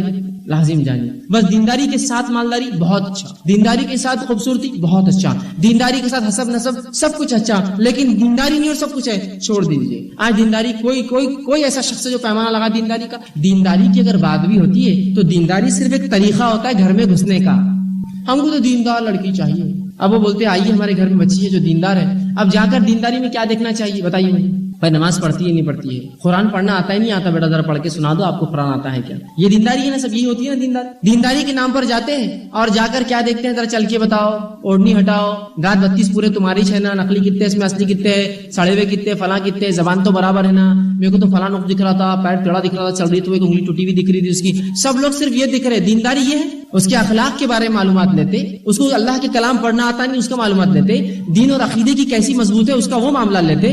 دینداری تو صرف ایک کارڈ ہوتا ہے پتہ سے داخل ہونے کا, بعد میں اس کے گھر کے گلاس کیسے تھے, اس کپ میں چائے آئی تھی, شطرنجیاں کتنی پرانی دکھ رہی تھی, انٹیریئر کیسا تھا, فلاں یہ سب دیکھا جاتا ہے. اور کیا ہے, دیندار لڑکی چاہیے. یہ تو صرف دکھاوا ہے, دکھاوا ہے. اور ایسے دکھاوے کرنے والوں کو اللہ رب العزت کی ویسی چیز دیتا ہے جو دکھاوا ہی ہوتی ہے ان کے لیے. پھر جب ایسی لڑکیاں آپ چن کر لاتے اتنے نخرے کر کے, تو وہ بھی 2 دن میں پھر لے کر جاتی ہے آپ کے بیٹے کو ساتھ, پھر کہتے ہیں ایسا کیوں ہوا. وہ اس لیے ہوا کہ تم نے اتنے نقص نکالے, اللہ کو اتنا ناگوار گزراؤں گا یہ عمل ہمارا جو ہم نے کیا. اللہ رب العزت نے پھر ضرب دی ہم کو زبردست. اور یاد رکھیے آج انسان جو ہے وہ اس پوزیشن میں ہے کہ وہ دوسروں کے اوپر جو ہے یہ کر رہا جرا کہ یہ نہیں چاہیے وہ نہیں چاہیے. کل اس کی بچیاں آ جائیں گے, اس پہ لوگ جب کریں گے تب سمجھ میں آتا کیا دکھ دوسروں کو ہم نے دیا تھا جب اپنے بچوں کے لیے ہم لڑکیاں دیکھنے گئے تھے. تو دینداری یہ لازم ہو, اور اسی کے تعلق سے جو ہم سوچیں ہمیشہ کہ دینداری ہو. دینداری ہوگی تو دیندار لڑکی ہوں گی, دیندار اولادیں ہوں گی, دیندار معاشرہ بنے گا, دیندار نسلیں ہوں گی. اور دینداری کو ڈیمانڈ میں ڈالیے, دیکھیے دینداری شروع ہو جائیں گے. ڈیمانڈ جیسا آپ ڈالیں گے, ڈیمانڈ ڈالا ڈی ایڈ بیڈ آ گئے مارکیٹ میں, ڈیمانڈ ڈالیے دینداری, دیکھیے لوگ پھر دین کی طرف راغب ہوں گے. اس لیے کہ لوگوں نے ڈیمانڈ نہیں ڈالا تو لوگوں کو لگتا ہے دینداری بتائیں گے تو ہو سکتا ہے شادی بھی نہیں کریں گے. ہوتا ہے نا بس بات. اگر لڑکا دیندار ہو تو کبھی کبھار جو ہے لڑکی والے بھی بولتے ہیں کہ ارے اس کو لڑکی کو نہیں دے سکتے, ہماری لڑکی اتنی دیندار نہیں. ڈیمانڈ نہیں نا اس چیز کا. لیکن اگر ڈیمانڈ ہوگا, دیکھیے آپ کہیں گے دینداری, تو دیکھیے پھر لوگ بچیوں کو سکھائیں گے, دینی تعلیم دیں گے تاکہ نکاح ان کے جلدی ہوں گے. ٹھیک ہے. اسی طرح نکاح جب انسان کا طے ہو تو کم از کم 2 پرہیزگار اور عادل گواہ اس کے اندر ہونا چاہیے. یہ نکاح کی شرائط میں سے یاد رکھیں, 2 عادل اور پرہیزگار گواہ جو گواہی دے کہ ہاں انہوں نے نکاح کیا ہے, یاد رکھیں. ٹھیک ہے. تو اس کے لیے گواہ ہونا شرط ہے, اس لیے کہ آپ صلی اللہ علیہ وسلم نے فرمایا کہ بحقی کی روایت حق مہر اور عادل گواہوں کے بغیر نکاح نہیں ہوتا. حق مہر اور عادل گواہوں کے بغیر نکاح نہیں ہوتا. تو ہم مہر ادا کریں اور 2 گواہ ہو اس کے نکاح کے کہ ان دونوں نے جو بہرحال نکاح کیا. ٹھیک. اسی طرح اگر نکاح سے پہلے کوئی شرائط طے کی جاتی تو ان شرائط کو نکاح کے بعد دینا پورا کرنا ضروری ہے. یاد رکھیے نکاح کے وقت اگر کوئی شرائط طے ہوتی ہے جو کہ جائز ہونا شرط ہے. مثال کے طور پر اگر نکاح کے وقت یہ شرائط طے ہوتی ہے کہ ہم بچی کو بعد میں پڑھائیں گے تو پڑھانا آپ پہ فرض ہے, اس لیے کہ آپ نے نکاح کے ٹائم پہ شرائط لگائی. صحیح بخاری اور صحیح مسلم کی حدیث ہے, آپ صلی اللہ علیہ وسلم نے فرمایا کہ جن شرائط پر تم شرمگاہوں کو حلال کرتے ہو اگر اسے پورا کرنا یا دیگر حلال بنایا ہے انہیں پورا کرنا دیگر شرائط کی نسبت زیادہ ضروری ہے. اگر نکاح کے وقت ہم کوئی شرط وہ لگاتے ہیں کہ بچی کو پڑھائیں گے اور ہم وعدہ کرتے ہیں تو پورا کرنا پڑے. نکاح کے وقت غیر شرعی شرائط نہیں لگا سکتے ہیں, آپ یاد رکھیں. آپ صلی اللہ علیہ وسلم بخاری کی روایت میں فرمایا نکاح کے وقت کوئی ایسی شرط جو غیر شرعی ہو وہ باطل ہوتی ہے, وہ لائق عمل نہیں ہوں گی. اسی طرح بیٹی کے نکاح کے وقت اس کا گھر بنانے کے لیے یا گھر سنوارنے کے لیے کچھ دینا جہیز, یہ سنت سے ثابت نہیں, یاد رکھیں. لہٰذا جو چیز سنت سے ثابت نہیں ہے میں نوجوانوں سے بھی گزارش کروں گا, ان کے والدین سے, بالخصوص لڑکوں کے نوجوان والدین سے, کہ آپ کچھ لینے کی امید نہ کریں. اس لیے کہ جب آپ لیں گے تو پورا سماج لینے والا بن جائے گا. یہ کیسی بات ہے. اللہ رب العزت نے سورہ نساء میں فرمایا الرجال الرجال قوامون علی النساء، مرد جو ہے وہ قوام ہے، وہ ایک درجہ اونچا رکھتا ہے عورت پر. کیوں؟ اس لیے کہ وہ کما کر لاتا اور کھلاتا ہے. تو تم کمانے والے ہو، مردوں کو اس نے اونچا رکھا اس لیے کہ کما کر لاتے ہو. اور اگر دینے والا ہاتھ، کمانے والا ہاتھ ہی مانگنے والا بن جائے نکاح کے وقت کی مجھے دو، اور کیسی شرم کی بات ہے. پوری زندگی میرے والدین کپڑے پہنائے، پوری زندگی اپنے خود کے بنائے ہوئے بستر پہ مسوں، اور جس دن نکاح کروں اور اپنا دین مکمل کروں تو بستر بھی کسی اور کا، لباس بھی کسی اور کا، کپڑے بھی کسی اور کے، تمام چیزیں ادھار لیتے ہیں. بلکہ امید اور خواہش نہیں، کبھی کبھار تو فہرست دے دی جاتی ہے کہ اتنے چیزیں ہونا نکاح میں، ہے نا. شادی سے پہلے جوڑا ہونا، جوڑا لیتے ہیں، جوڑا بھی لیتے ہیں تو مجھے لگا شاید چھوٹا موٹا کوئی جوڑا لیتے ہیں. 25,000 کا جوڑا. میں نے کہا باپ جنم میں خود اپنے پیسے سے بنائے گا 25,000 کا جوڑا؟ کبھی کبھی بنایا اپنے لیے اپنے باپ کے پیسے سے اور اپنے نفس سے 25,000 کا جوڑا؟ شرم نہیں آتی؟ دوسرے جب زیر بار ہے، دبے ہوئے، ان سے پیسہ لیتے ہو. شرم ہے ایسی قوم کو جو عورتوں سے لینا پسند کرتی ہے. سبحان اللہ. جس قوم کے مردوں کو اللہ کہہ رہا الرجال قوامون، آئے مردوں تم کو ہم نے قوام اونچا بنایا اس لیے کہ تم کماتے ہو، اور وہی مانگنے والے 25,000 کا جوڑا جو اپنے پیسوں سے کبھی نہیں لیتے، ہم اس کے پیسوں سے لے کر پہنتے 25,000 کا جوڑا. اسی طرح پتہ نہیں کیا کیا شرائط ہوتی ہے نکاح سے پہلے اور نکاح کے بعد. یا بات تو ایسی ہوتی ہے کہ بھائی ہم کو کچھ نہیں چاہیے، ہم تو گھر بار سے بہت اچھے ہیں. سامنے والا خوش ہو جاتا ہے، ماشاءاللہ کتنے اچھے لوگ مل گئے جو ایسے زمانے میں بھی کچھ نہیں لیتے ہیں. پھر وہ بولتے ہیں آپ کی بیٹی کی سہولت کے لیے جو کچھ دے دیجیے، اس کچھ کام آئے گا، جیسے واشنگ مشین، فریج، بستر. مطلب دیکھ رہے آپ طریقہ، مطلب سیدھے مانگنا نہیں، وہ مانگنے کا یہ بھی طریقہ ہے کہ بھائی اپنی بیٹی کو تو آپ دے کر بھیجیں گے اس لیے کہ وہ سہولتیں تو آپ دیں گے اپنی بیٹی کو جو آپ کے گھر میں. یہ بھی مانگنا ہے، یاد رکھیے یہ نہیں ہونا چاہیے، بہت بری بات ہے. آج مانگتے وقت تو آپ مانگ لیتے ہیں، کل جب ہماری بہنوں کے نکاح ہوتے ہیں، کل جب ہماری بیٹیوں کے نکاح ہوں گے نا، وہ دیتے وقت دل گواہی دیں گا کیسی چوٹ پہنچے گی ان لوگوں کو جب ہم نے یہ سب چیزیں لی تھی ان سے. کوئی خوشی سے نہیں دیتا، یاد رکھیے. ہر کسی کا مال بہت جو ہے مشکل سے آتا، بہت محنت سے کماتا ہے آدمی. اور جب انسان نکاح کرتا ہے تو اس کے حلال مال کو اپنے اوپر جائز سمجھتا ہے، حرام طریقے سے خرچ کرنا. رسول اللہ نے اس کی تاکید اور وعید کی کہ مومن کا مال ایک دوسرے پہ حرام ہے، یاد رکھیے. بیجا خرچ کرنا، یہ بیجا خرچ تو کراتا ہے. 25,000 کا جوڑا خود پیسوں سے لیتا، اس سے لیتا ہے. بیجا خرچ حرام ہے، قیامت کرو اس کا جواب دینا پڑے گا مجھے اور آپ. تو جہیز لینا اور جہیز دینا نبی اکرم صلی اللہ علیہ وسلم کی سنت سے یاد رکھے ثابت نہیں. اللہ کے رسول نے حضرت فاطمہ رضی اللہ عنہا کو جہیز دیا تھا، معاف کرنا، جہیز دیا تھا. کہاں سے دیا تھا؟ کون سی روایت میں آپ ثابت کریں گے؟ وہ جہیز کیا تھا بتا دوں آپ کو. نبی اکرم صلی اللہ علیہ وسلم نے اپنی بیٹی کا نکاح علی رضی اللہ عنہ سے طے کیا اور کہا علی اب تمہارا نکاح ہونے جا رہا ہے، کیا ہے تمہارے پاس میری بچی کو مہر میں دینے کے لیے؟ اور اس کے لیے کچھ سامان وامان گھر میں ہے نہیں کوئی؟ تو کہا اللہ کے رسول میرے حالات کیا ہے آپ جانتے ہیں، کچھ بھی نہیں ہے. کہا ایک زیرہ تھی تمہارے پاس، فلاں جنگ میں ملی تھی، مال غنیمت میں. کہاں ہوا ہے؟ کہا وہ لاؤ. جب وہ لے کر آئے تو زیرہ کو آپ نے فروخت کیا، 4 درہم میں فروخت کیا. جب فروخت کیا تو 2 دینار آپ لے کر گئے، 2 درہم لے کر گئے، اور اس سے ایک جگ، کچھ گلاس، ایک گھاس والا تکیا، ایک بچھانے کی چادر خرید کے حضرت علی کو دی. کہا علی یہ لے جاؤ، اور 2 جو درہم تھے کہا یہ مہر میں دینا. اگر اس کو آپ جہیز بولتے ہیں تو ویری گڈ، ایسا جہیز تو ہونا چاہیے کہ سسر آ کر کہے بیٹے داماد گھر میں کیا کیا ہے تمہارے پاس، میری بچی لے جا رہے ہو. وہ بولیں گے ابھی تو کچھ بھی نہیں، چلو میں تم کو دلاتا ہوں، لاؤ پیسے تمہارے، کریڈٹ کارڈ دو تمہارا. وہ لے جائے، خریدے اور اس کو دے دے، کہے اب ٹھیک ہے اور مہر کے پیسے اب دے دینا. یہ اگر جہیز ہے تو جائز ہے پھر کہ داماد سے لو اور اپنی بیٹی کو دو. رسول اکرم صلی اللہ علیہ وسلم نے جو حضرت فاطمہ رضی اللہ عنہا کو کچھ دیا تو حضرت علی سے ہی لیا تھا، علی رضی اللہ عنہ سے ہی لیا تھا، انہی کا لے کر اپنے بیٹی کے لیے خرید کر لائے. اگر اس کو جہیز بولتے ہیں تو ایسا جہیز تو بہت اچھا ہے. میں تو کہوں گا اولا ہے، سب کرے ایسا عمل کہ بھائی میری شادی ہے، اپنے سسر کے پاس جا، ہونے والے کہا میری شادی ہے، آپ کی بچی کو کیا کیا پسند ہے ذرا دلا دیجیے مجھے چل کر. پھر وہ سسر جا کے بولے یہ بیڈ پسند ہے، وہ چادر پسند ہے، وہ الماری پسند ہے، وہ پلنگ پسند ہے، اور آپ لے کر آئے. اگر یہ جہیز ہے تو ویری گڈ، ہونے دیجیے اس کو تو. لیکن کیا آپ صلی اللہ علیہ وسلم نے یہ کیا کہ فاطمہ رضی اللہ عنہ کچھ دیا کہ یہ فلاں ہے اور خرید کر اپنے پیسے سے لا اور کہا علی کو دو؟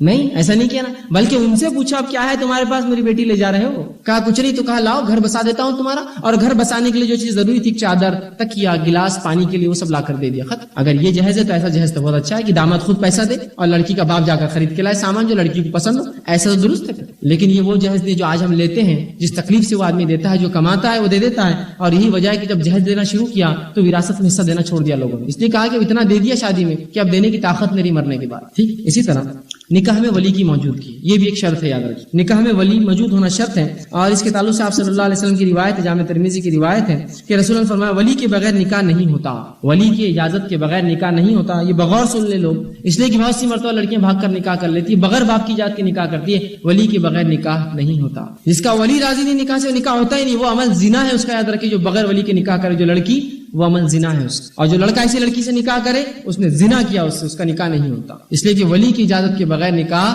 نہیں ہوتا. اس لیے کہ لڑکی والد کی رضامندی ضروری ہے. والد نہ ہو تو پھر بھائی ہو سکتا ہے ولی، بھائی نہ ہو تو چچا، ماموں، نانا، دادا، بہرحال جو بھی اس کا نزدیکی جو محرم ہوگا وہ اس کا ولی بنتا ہے. تو ولی کی اجازت کے بغیر نکاح نہیں ہوتا.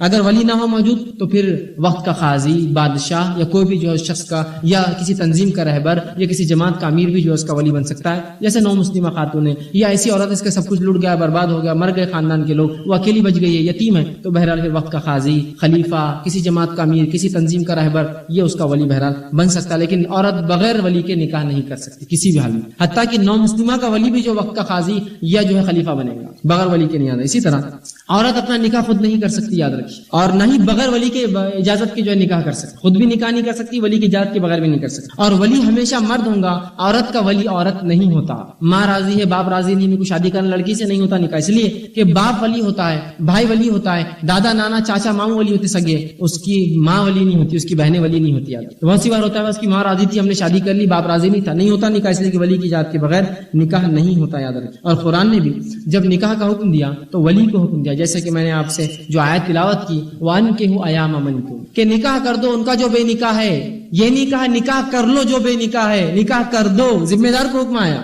ولی کو حکم آیا نکاح کر دو، مجھے اور آپ کو حکم نہیں آیا کر لینے کا. تو لڑکی بغیر ولی کے نکاح یاد رکھیے نہیں کر سکتی. ایسا نکاح جو بغیر ولی کے ہو وہ سراسر جو ہے باطل ہے. اسی طرح عورت کی ولی نہیں بن سکتی، ولی کے بغیر جو نکاح ہو وہ نکاح باطل ہے. اسی طرح ولی کے بغیر جو نکاح ہو وہ زنا ہے.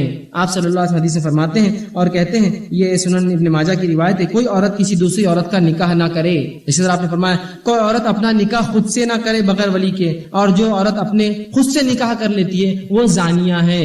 سمجھ رہے ہیں آپ الفاظ؟ زانیہ اس نے زنا کیا جس نے ولی کے بغیر اجازت سے نکاح کیا. لیکن آج ہم دیکھتے ہیں بغیر ولی کے نکاح دھڑلے سے ہو رہے ہیں. لڑکیاں بھاگ جا رہی ہے، والدین کو چھوڑ دے رہی ہے، ترک کر دے رہی ہیں. یاد رکھیں ایسے نکاح کبھی کامیاب نہیں ہوں گے جس میں والدین کا لحاظ تک نہ رکھا گیا ہو، جنہوں نے پیدا کیا، تکلیفیں برداشت کی، بڑا کیا. صرف اپنی خواہشات اور ہوس کے لیے لڑکے اور لڑکیاں نکاح کر لیتے بغیر والدین کو چھوڑ کر یا ان کی بغیر اجازت کے. یقیناً لڑکوں کے لیے اجازت ضروری نہیں ہے، ولی کا ہونا ضروری نہیں ہے، لیکن کیا اس لڑکے کا بھی اعتبار ہے جو اپنے والدین کا نہ ہوا وہ کیا کسی اور کا ہوگا؟ اور کیا اس لڑکی کا اعتبار کرتے ہیں نوجوان جو اپنے ماں باپ کی نہیں ہوئی تمہاری کیا ہوں گی؟ اسی طرح ایجاب و قبول بھی اس کا رکن ہے. اسی طرح دو گواہ ہونا رکن ہے. آئیے آخری رکن نکاح کا جو ہے وہ ہے حق مہر ادا کرنا. مہر دینا رکن ہے، یاد رکھیں نکاح کا. اب مہر جو ہے یاد رکھیے یہ کیش بھی دیا جا سکتا ہے، یہ تھوڑے دن کے لیے ادھار بھی رکھا جا سکتا ہے. اسی طرح نکاح کے وقت طے کیا جا سکتا ہے یا بعد نکاح کی بھی، اگر نکاح کے وقت ٹائم نہیں ملا تو بعد نکاح کی بھی آپ مہر طے کر سکتے چاہے تو. ٹھیک، لیکن جو شریعت نے اجازت دی نا حق مہر کی کہ تھوڑا سا اس کو لیٹ کر سکتے ہیں، تھوڑا تاخیر سے دے سکتے ہیں، تو ہمارے پاس تو وہ تاخیر کو ایسا کھینچے ربر کے جیسا کہ اس کی موت تک نہیں دیتا ہے وہ مہر. ایک آدمی نکاح کرتا ہے اور موت تک مہر نہیں دیتا ہے، مر جاتا ہے مہر نہیں دیتا ہے اپنی عورت، اپنی جو ہے بیوی کا. یاد رکھیے نکاح کے لیے مہر یہ شرائط ہے، یہ اس کے ارکان ہیں، اگر یہ نہ ہو تو نکاح نہیں ہوتا. اور آپ صلی اللہ علیہ وسلم کی حدیث سن لیجیے، آپ نے فرمایا مسند احمد کی روایت ہے، جو شخص نکاح کرے اور مہر دینے کا ارادہ نہ ہو، بس ایسی باندھ لے چپ چپ دے دو کیا ہے، ارادہ نہ ہو، ایسے آدمی نے زنا کیا. کیا فرمایا؟ جو شخص مہر طے کرے دینے کا ارادہ نہ ہو تو ایسے آدمی نے زنا کیا. دیکھیے آپ نکاح کر رہے سنت سمجھ کے ہو رہا ہے زنا ہو، اس لیے کہ آپ نے مہر طے تو کیا لیکن دینے کا ارادہ نہیں ہے. تو تھوڑی دیر کے لیے اگر مہر آپ آگے پیچھے بڑھاتے ہیں تو اس میں کوئی حرج نہیں. یاد رکھیے بیوی اپنے طرف سے مہر معاف کرتی ہے، اس میں بھی کوئی حرج نہیں، لیکن مرنے کے بعد شوہر کے لا کر کھڑا کرنا اس کو بیچاری اپنی آفت اور مصیبت میں اور بولتے معاف کر دو معاف کر دو معاف کر دو، وہ بیچاری بولتی جا معاف کرے، زندہ تھا نہیں دیا، مرے بعد کیا دیں گے، کیا دیں گے؟ صحیح بات ہے نا، زندہ تھا نہیں دیا. مہر معاف نہیں ہوتا. یاد رکھیں یہ الگ بات ہے کہ آپ نے مہر باندھا 10,000 روپے اور وہ دے دیا اور وہ خاتون کہے کہ بھائی آپ رکھ لیجیے، نہیں چاہیے، ایک الگ بات ہے. لیکن اس کا مطلب یہ نہیں کہ آپ اس کو 10,000 مہر باندھے دے دی اور بعد میں کہاں ڈالے کہاں رکھے، مسجد میں دے دیں گے. کیوں؟ اپنی تنخواہ مسجد میں لے کے دیتے، اس کا مہر کی مسجد میں دیں گے تم؟ پھر اس کی مرضی جو چاہے کرے، وہ گاڑی لے، اس سے اپنا جو کالج کے ایجوکیشن کی فیس بھرے، زیور بنائے، کچھ بھی کرے، اس کی مرضی. اس کو پوچھتے کیوں کہاں ڈالے کہاں رکھے، کدھر ہے، کون سے لاکر میں، اس کو مسجد میں دے دیں گے. یا بہت سے لوگ تو مہر دیتے اور بولتے چلو مسجد میں دے دو، مولوی صاحب چٹھی پھاڑ لو. تو دیے گئے کو مہر آپ نے ایسا پھر جو آپ کو دینے کی نیت ہی نہیں تھی، خود کے جیب سے صدقہ دیتے، کبھی 10,000 روپے نکال کر نہیں، بیوی کا مہر تو اٹھا کر دے دیا مسجد میں. یاد رکھیے اب بیچاری عورتیں بھی سوچتی جانے تو نکاح اتنی مشکل سے ہوا اور نکاح خود 25,000 تو اس نے جوڑے کی لیا، یہ 11,000 مہر کیا ہے ہمارے لیے، صدقہ سمجھ کے چھوڑ دیتے ہیں. ہوتا ہے نا 11,000 مہر مانتا، 25,000 تو جوڑے کی لیا خالی رقم، تو وہ بھی بولتے ہیں یار صدقہ 11,000 کیا ہے ہمارے لیے دو. سبحان اللہ. جو دیکھیے شرائط ہے وہ تو سب غائب ہے، جو نہیں ہے وہ سب ہے. اور جو مہر جو رکن ہے وہ ادھار انجمن کیش. کوئی ایسا آدمی اس مجمع میں ہے جس نے انجمن ادھار لیا اور اس کو آج تک پیسہ نہیں تھا، 10-20 سال ہو گئے، انجمن کیش گوشت والے سے گوشت کیش، کیٹرر سے catering fees cash, hall cash, transportation cash, زیورات کیش، کپڑے کیش، اور جو رکن ہے، جب رکن نہیں نکاح کی، یہ کچھ بھی نہیں رہا تو بھی نکاح ہوتا، اور جو رکن ہے مہر ادھار، جو ادھار ہو سکتا تھا وہ کیش، اور جو کیش تھا وہ ادھار کر دیا، کیش دیجیے اس کو۔ اور اس میں بھی ایسا نہ دیکھیے، مہر بھی ایسا مانتے ہیں کہ اللہ رحم کرے کہ اللہ رب العزت دے رہا 50,000 مہینہ کما رہا ہے، 700 روپے مہر، شرم سے مر جاؤ، 700 روپے دے رہے ہو، صرف ایک لڑکی سے نکاح کر رہے ہو اور 700 روپے دیتے ہو تم۔ میں یہ نہیں کہہ رہا ہوں، ہاں جس کی طاقت 700 کی 700 ہی دے، کیا میں تو اتنا ہی کماتا ہوں کہ میں 3,000 کماتا ہوں، 700 بڑی چیز ہے میرے لیے، لیکن اللہ نے سب کچھ دیا، لاکھ روپے تو صرف کپڑوں پہ خرچ کرتے مہر مانتے 11,000، 786، 36 روپے، 32 روپے، 12 نے، 8 نے، ہے نا، 16 نے، ایسے مہر ہوتے لوگ آج کے دور میں۔ مہر بہت زیادہ بھی نہیں ہونا چاہیے کہ انسان زیر بار ہو جائے کہ شادی نہ کر سکے، اور مہر زیادہ لڑکیوں کا، یا اتنا کم بھی نہ ہو کہ لوگ مہر کی اہمیت ہی ختم کر دے کہ مہر کیا دینا، چلو یہ تو 25,000 تو جوڑے کی لے لیا اس نے، 11,000 کیا جانا، چھوڑو۔ مہر ایسا کچھ دیجیے جو واقعی میں کچھ تناسب میں، کچھ پرسنٹیج میں ہو آپ کی حیثیت کے اعتبار سے، کہ اس کو بھی لگے آپ اس کی شرمگاہ جو حلال کرتے ہو، مہر تو وجہ ہے اس کی شرمگاہ، ورنہ ایسا کیا تھا آپ دونوں کے بیچ میں، اس کے حرام تھی، اسی نے تو حلال کیا شرمگاہ، تو کچھ ایسا دو کہ لگے کوئی چیز لیا تو کچھ دیا گیا اس کے بدلے۔ میں یہ نہیں کہہ رہا ہوں کہ اب لاکھوں دے دے، فلاں دے دے، کچھ بھی آپ دے سکتے، حتیٰ کہ نبی اکرم صلی اللہ علیہ وسلم نے ایک صحابی، ایک خاتون ہے کہ اللہ کے رسول مجھ سے نکاح کر لے آپ صلی اللہ علیہ وسلم فرمایا میں اس کی ضرورت نہیں سمجھتا، تو کہا آپ جس سے مناسب سمجھے میرا نکاح کر دیں، وہ نامسلمہ تھی، اس کا کوئی ولی نہیں تھا، اور نبی ولی بن جاتا ہے پھر ایسے لوگوں کا، کہا آپ کر دیجیے پھر کسی سے نکاح، آپ صلی اللہ علیہ وسلم نے کہا ٹھیک ہے رک جا، وہ رکی رہی مجمع میں، ادھر ایک شخص، ایک صحابی اٹھ کر اللہ کے رسول میرا نکاح کر دیجیے، میں بڑا پریشان ہوں نکاح کے لیے اس عورت سے، کہا کیا ہے تیرے پاس دینے کے پاس، کچھ سونا ہونا ہے جا مہر کے لیے لے کے، وہ بھاگتا ہوا گیا گھر جا کے، کہا اللہ کے رسول کچھ بھی نہیں ہے سونا، کہا کچھ چاندی ہوں گی جا لے کر مہر کے لیے، وہ بھاگتا ہوا گیا، کہا اللہ کے رسول چاندی کا بھی کچھ نہیں، کہا جا ایک آدھ لوہے کی انگوٹھی تو ہوں گی گھر پر، وہ مہر میں دے، وہ بھاگتا ہوا گیا، کہا اللہ کے رسول صلی اللہ علیہ وسلم لوہے کی انگوٹھی بھی نہیں میرے پاس، میں تو بڑا غریب ہوں، پھر کیا ہے، تو کہا ایک چادر، کہا کہاں ہے، کہا باندھی ہوئی، تو کہا یہ اس کی کیا کام آئیں گی، ایک ہی چادر تھی اس صحابی کے پاس، نہ گھر میں کچھ نہ آنکھ پہ کچھ، ایک چادر میں تو اوپر بھی کچھ نہیں تھا، کہا یہ اس کے کیا کام آئیں گی، یہ تو تیرے آنکھ پر اگر لے لیں گے تو تیرا جو آنکھ کھلا ہو جائے گا، کہا بس کچھ بھی نہیں میرے پاس، وہ بڑا آزردہ ہو گیا، اب سمجھ گیا کہ اب تو نکاح نہیں ہوتا، مہر دینے کچھ نہیں ہے، اور آزردہ ہو کے چلا گیا مجلس سے۔ آپ صلی اللہ علیہ وسلم تھوڑی دیر بعد کہا وہ نوجوان کہاں ہے جو مجھے کہہ رہا تھا نکاح کے لیے، کہاں ہے وہ، تو کہا اللہ کے رسول بڑا بیچارہ مایوس ہو کر چلا گیا، اس کو تو لگا مہر نہیں تو کچھ نہیں ہو سکتا، کہا اسے بلاؤ، ایک شخص گیا، اس کو بلا کے لا کے اللہ کے رسول صلی اللہ علیہ وسلم تمہیں بلاتے ہیں، وہ آیا اور کہا اللہ کے رسول کیا بات ہے، کہا تجھے قرآن آتا ہے، تو کہاں آتا ہے، کہا کیا آتا ہے، کہا فلاں سورت فلاں سورت فلاں سورت، اس کو جو قرآن حفظ تھا اس نے سنا دیا فوراً، کہا یہ سب آتا ہے، کہا جا اس کے بدلے میں کہ تو شادی کے بعد اسے سکھائیں گا میں تیرا مہر اس سے نکاح کر دیتا ہوں، یہی تیرا مہر ہوگا، تو قرآن کا سکھانا آپ نے مہر باندھ دیا، لیکن کیش تھا وہ بھی، مطلب فوراً سکھانا ہے تجھے، یہ نہیں کہا کہ جانتے پھر وہ انگوٹھی بعد میں اور فلاں، لیکن ہم نے وہ خالی جواز دے دیا کہ بعد میں چونکہ وہ سکھا سکتا ہے تو مرنے تک دیتے نہیں، اس کو مہر رکن ہے، اس کو حق ہے، اس کو فریضہ اللہ نے قرآن میں کہا کیش ادا کیجیے، اور نکاح سے پہلے دیجیے، ایجاب و قبول ہوتا ہے نا، اس سے پہلے کہ نکاح طے ہو گیا 8 تاریخ کو نکاح ہے تو اس سے پہلے بھیجیے 2-4 دن پہلے ادون کی یہ مہر ہے، اب لڑکی چاہے جو چاہے کرے، لڑکی کا باپ چاہے جو چاہے کرے اس مہر کے ساتھ، اس کو بھیجیے، کیش دیجیے، اس کو یاد رکھیے، لوگ بڑے بڑے مہر مانتے 50,000 مہر، کب دیں گے وہ تھوڑی دینا، آپ دینا کہاں، 50,000 بول دو بس، اس لیے کہ لوگوں میں نام ہوگا نا 50,000 مہر، کیش باندھیے، کیا باندھ سکتے اپنی طاقت کے ساتھ، 5,000 دیجیے کیش، لیکن کیش دیجیے،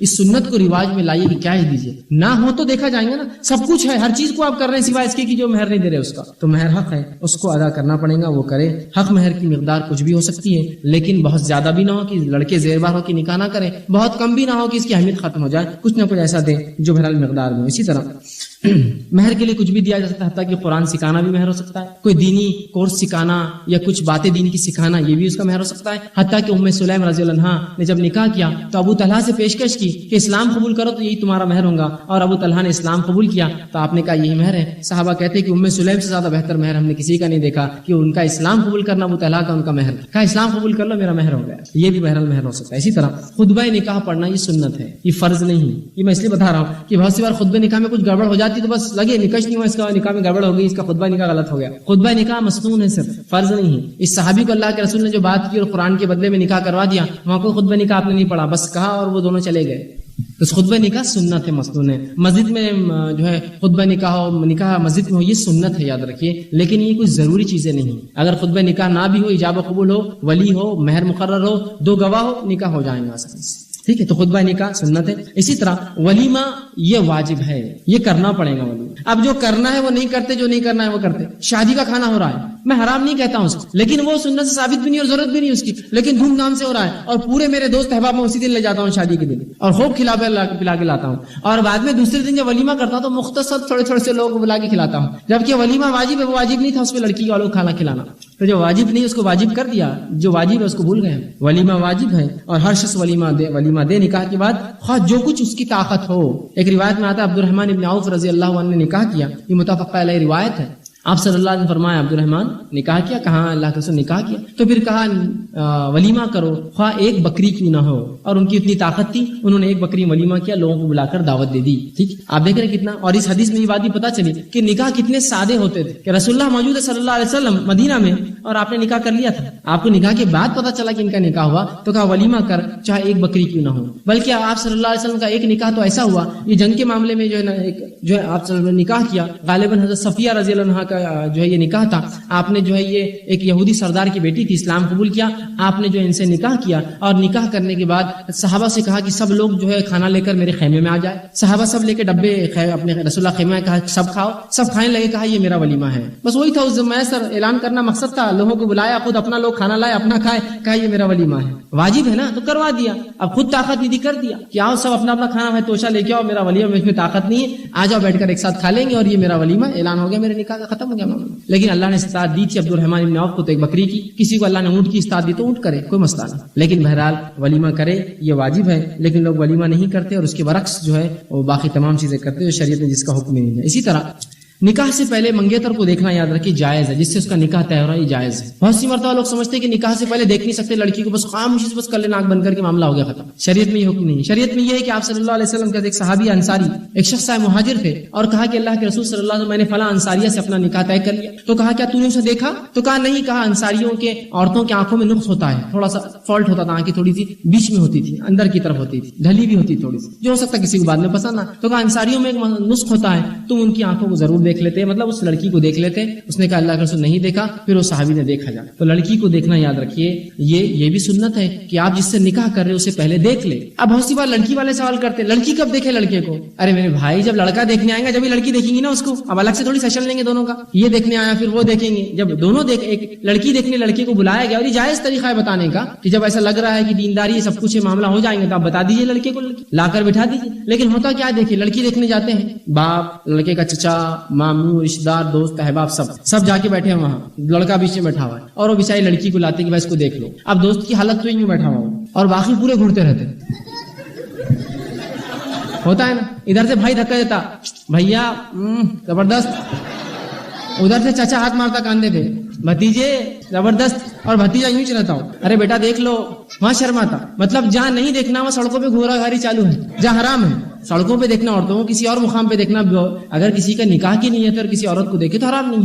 نکاح کی نیت اس لیے سب کو دیکھ رہا، اور جہاں جائز ہے دیکھنا وہاں نیچے. اب بعد میں اس کو بولتے بھائی لڑکی کیسے ہے دوست، کہے کا دیکھا یار چچا تے اچھا نہیں دکھ رہا، ادھر ماموں بیٹھے تو اچھا نہیں دکھ رہا. اتنے لوگ تھے کیوں پہلے؟ تو غلط بات ہے. لڑکا ہوتا اس لڑکی کے محرم ہوتے ساتھ اور بس دکھا دیتے کمرے میں لے جا کے. سب کا دیکھنا درست بھی نہیں یاد رکھنا، لیکن بہرحال دیکھنا چاہیے. تو وہاں دیکھنے کا موقع. لڑکی کب دیکھے؟ تبھی لڑکی لڑکے کو دیکھیں گے اور چاہے تو پسند کرے، چاہے ریجیکٹ کرتا ہے، بہت کالا دکھ رہا، بہت سانولا ہے، بہت ہی گنڈا ہے، ان کو بھی حق ہے یقیناً سب بولنے کا، ریجیکٹ کر دے اگر کرنا ہے. دونوں دیکھیں گے. منگیتر کو نکاح سے پہلے دیکھنا اس میں کوئی حرج نہیں. یاد رکھیے اس لیے کہ نکاح طے کرنے سے پہلے دیکھ لینا یہ زیادہ اچھا ہوتا ہے، تقوی کے لحاظ سے بھی اور پسند کے لحاظ سے بھی. انسانوں کو کوئی چیز ناپسند ہے، باپ کو پسند آ گئی، باپ نے دیکھ لیا، لڑکے کو پسند نہیں، پھر کیا کریں گے؟ شادی کے بعد وہ اس کو جو ہے غلط باتیں بولتا ہے، میرے باپ نے تم کو پسند کیا تھا، ان کو تو ایسی لڑکیاں پسند تھی، میرے کو تھوڑی تم پسند تھے پہلے سے. تو ظاہر سی بات ہے لڑکے کام تھا وہ بولے کہ بھائی فلاں فلاں میرے کو پسند نہیں ہے، لڑکی دیکھے اس کو، ٹھیک ہے. اسی طرح منگیتر کو لیکن محرم نہ سمجھے لڑکیاں. اب رشتہ طے ہو گیا، دیکھ لیے، اس کو محرم ہی سمجھ لیتے ہیں نا. ایک فری کا ہینڈ سیٹ ان کے پاس، ایک فری کا ہینڈ سیٹ ان کے پاس، دونوں رات بھر پڑے ہوئے، دن بھر پڑے ہوئے، اٹھتے بیٹھتے جاگتے سوتے. کیا ہے؟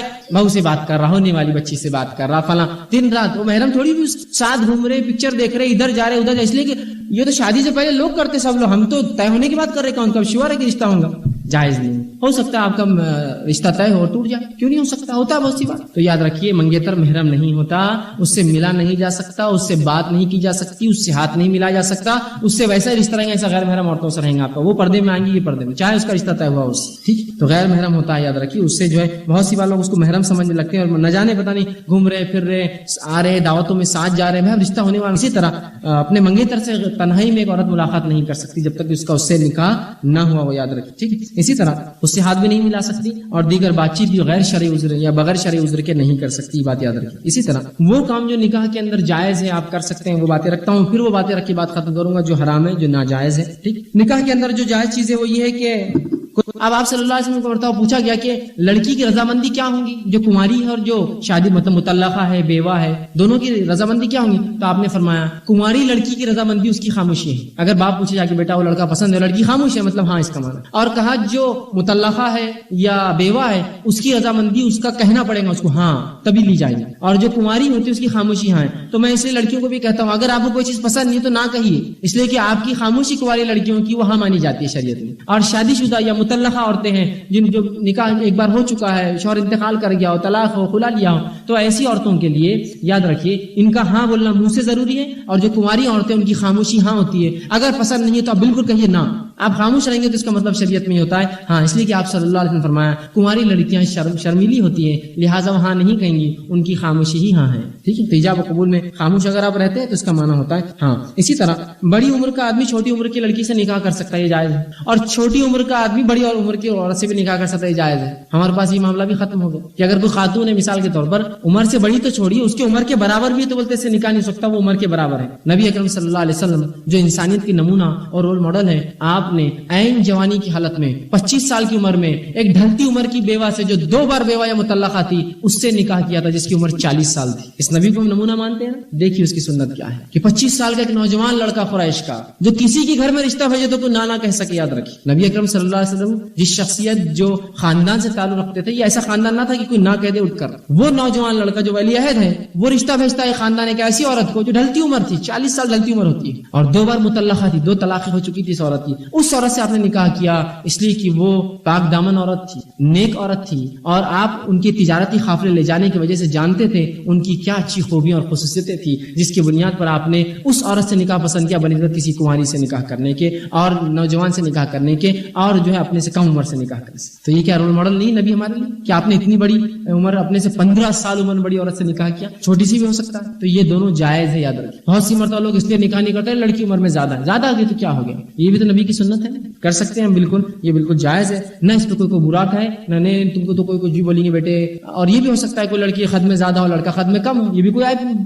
لڑکی بہت موٹی ہو لڑکا بہت دبلا ہو، یہ بھی کوئی عیب نہیں، لڑکی بہت کالی ہو لڑکا بہت گورا ہو، یہ بھی کوئی عیب نہیں، سب چلتا ہے۔ شریعت میں دینداری اصل ہے، اگر آپ کو گورے 1000 لڑکیاں مل رہی ہیں لیکن ایک کالی دیندار ہے، ترجیح دیجیے اس کو۔ میں کسی کی برائی بیان نہیں کر رہا ہوں کہ گورے برے ہوتے ہیں کالے اچھے، میں کچھ نہیں کر رہا ہوں، میں کہنا یہ چاہ رہا ہوں لوگ جس کو زیادہ ترجیح دیتے ہیں کوئی ضروری نہیں وہ ہر بار تقوی متقی پرہیزگار، ٹھیک۔ تو بہرحال اس کو اسی طرح نکاح میں ممنوع امور کیا ہوں گے، ناجائز امور کیا ہوں گے، ٹھیک ہے۔ اس میں سب سے پہلی چیز تو یہ ہے اگر کسی کو نکاح پہلے سے کسی کا نکاح کا پیغام چلا گیا اور آپ کو پتا ہو کہ فلاں لڑکے نے اس لڑکی کو پیغام بھیج دیا ہے اور انہوں نے پیغام کو قبول کر لیا ہے، تو یہ جائز نہیں دوسرے لڑکے کے لیے کہ اپنا پیغام وہاں بھیجے۔ آپ صلی اللہ علیہ وسلم فرمائے، یہ جامع ترمذی کی روایت ہے کہ جب تمہارا مومن بھائی کسی کا رشتہ بھیج دے، وہ رشتہ ان کو قبول ہو، تو دوسرا مرد اس گھر میں رشتہ نہیں بھیج سکتا۔ یہ بھی بد اخلاقی لوگ دیکھتے ہیں کہ کسی گھر میں کسی لڑکی کو کسی نے رشتہ بھیجا، انہوں نے ہاں کر دیا، یہ دوسرا رشتہ بھیجتے ہیں اور مجبور کرتے ہیں ان کو کہ ہم سے شادی کرو، اس سے نہیں کرنا، یہ جائز نہیں اور حرام ہے۔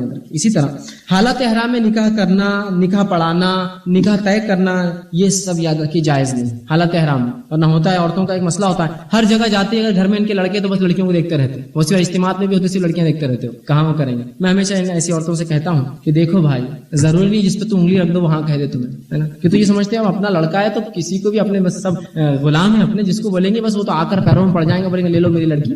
ہر کوئی تھوڑی ہاں بولنے والا ہے، ہو سکتا ہاں بولے، ہو سکتا نہ کرے، لیکن احرام میں بالخصوص آپ حج کو جائے تو وہاں دیکھتے نا بیٹے کون سی لڑکی فلاں کون سے لوگ آ رہے ہیں، یہ جائز نہیں ہوگا، ایسی حالت میں کوئی نکاح نہیں ہو سکتا، نہ ہوگا۔ اسی طرح کوئی عورت حمل سے اس کا نکاح نہیں ہو سکتا، اس کی طلاق ہوگی کسی پہلے شوہر سے، اور حمل سے نکاح نہیں ہوگا جب تک کہ اس کا حمل پیدا نہ ہو جائے، اولاد نہ ہو جائے، ایسی عورت کا بھی نکاح نہیں ہوگا۔ اسی طرح خوشی کے موقع پر جائز امور کیا ہو سکتے ہیں؟ اب خوشی ہے، نکاح تو خوشی ہوتی ہے، کیا کیا جائز کام ہم کر سکتے ہیں، آئیے وہ بھی جان لیں نکاح کے اندر تاکہ پتہ چل جائے، ٹھیک ہے۔ مردوں کا ایسی خوشبو لگانا جو ظاہر ہو، یہ نکاح میں یا خوشی میں جائز ہے، اور عورتوں کا ایسی خوشبو لگانا جو ظاہر نہ ہو، جس کی خوشبو نہ آتی ہو، صرف دھبا آتا ہو۔ یہ بات سمجھیے تھوڑا سا، خوشبو جو مہکتی ہو یہ مردوں کے لیے ہے صرف، اور خوشبو جو مہکتی نہ ہو، صرف جس کا دھبا آتا ہو۔ حدیث میں دھبا مطلب یہ کہ جس کو جا کر جب ناک لگا دی جائے تو اس کی خوشبو آئے، جس کی فریگرنس نہ ہو، خوشبو اڑتی نہ ہو، جس کی خوشبو اڑتی ہو وہ خوشبو مردوں کے لیے ہے، جس کی خوشبو ایسی ہو جو جگہ پر بالکل جا کر سونگنے سے پتا چلے، مطلب کسی کے چلنے سے وہ خوشبو نہ اڑے، کسی ہوا سے وہ خوشبو ٹرانسفر نہ ہو، تو ایسی خوشبو عورتوں کے لیے اور ویسی خوشبو مردوں کے لیے۔ آج ہم زمانے میں دیکھتے ہیں عورتیں اتنی خوشبو لگاتی ہے کہ جن خوشبو کو لوگ سونگتے ہیں۔ اسی طرح فتنے کا ڈر نہ ہو تو چھوٹی بچیاں گھر میں دف بجا سکتی ہیں، نکاح میں یہ جائز ہے. چھوٹی بچیاں گھر کے اندرونی حصے میں دف بجا سکتی ہے اور ایسے گیت گا سکتی ہے جس میں عورتوں کی تعریف نہ ہو، حسن و جمال کی تعریف نہ ہو، گندی باتیں نہ ہو، شرک اور بدعت نہ ہو، ایسے گیت گا سکتی. یہ جائز ہے. آپ صلی اللہ علیہ وسلم کے تعلق صحیح بخاری کی روایت ہے، آپ ایک گھر میں گئے، ابوبکر صدیق آپ کے ساتھ تھے اور کچھ بچیاں دف بجا رہی تھی اور گیت گا رہی تھی. گھر کے اندر کے حصے میں ایک صحابی کا نکاح تھا. آپ صلی اللہ علیہ وسلم وہاں سنتے رہے. ابوبکر صدیق آگے گئے اور کہا خاموش بیٹھ جاؤ، خاموش بیٹھ جاؤ، اللہ کے رسول صلی اللہ علیہ وسلم آ رہے ہیں. آپ صلی اللہ علیہ وسلم فرمایا ابوبکر گانے دو، کوئی بات نہیں. ان لڑکیوں نے دف بجاتے بجاتے ایک بات کہی تھی، جیسی اللہ کے رسول صلی اللہ علیہ وسلم کو دیکھا، دف یاد رکھی ایک ہاتھ سے بجانے والا ایک چیز ہوتی ہے اور دو ہاتھ سے بجانے والا ڈھول نہیں، دف. تو اللہ کے رسول کو جیسے ہی دیکھا ان لڑکیوں نے تو کہا ہم میں ایک نبی ایسا ہے جو غائب کا جانتا ہے. تو آپ صلی اللہ علیہ وسلم فوراً آگے بڑھ کر کہا بیٹا یہ مصرع چھوڑ دو، میں غائب کی بات نہیں جانتا، یہ مصرع چھوڑ دو، باقی جو گا رہی تھی گاتے رہو. تو چھوٹی بچیاں ایک ہاتھ سے بجنے والی ایک چیز لے کر گھر کے اندر کے حصے میں فتنے کا ڈر نہ ہو تو یہ جائز طریقہ ہے خوشی منانے کا، آپ یہ بھی کر سکتے ہیں. اسی طرح خواتین کے لیے سونے کے زیور اور ریشمی لباس پہننا جائز ہے، خوشی میں پہن سکتے ہیں، ٹھیک. لیکن مردوں کے لیے سونے کے زیور اور ریشمی لباس پہننا حرام ہے. بالخصوص جن کا نکاح ہوتا ہے ایسے مردوں کو دیکھا جاتا ہے کہ انگوٹھیاں پہنتے ہیں سونے کی.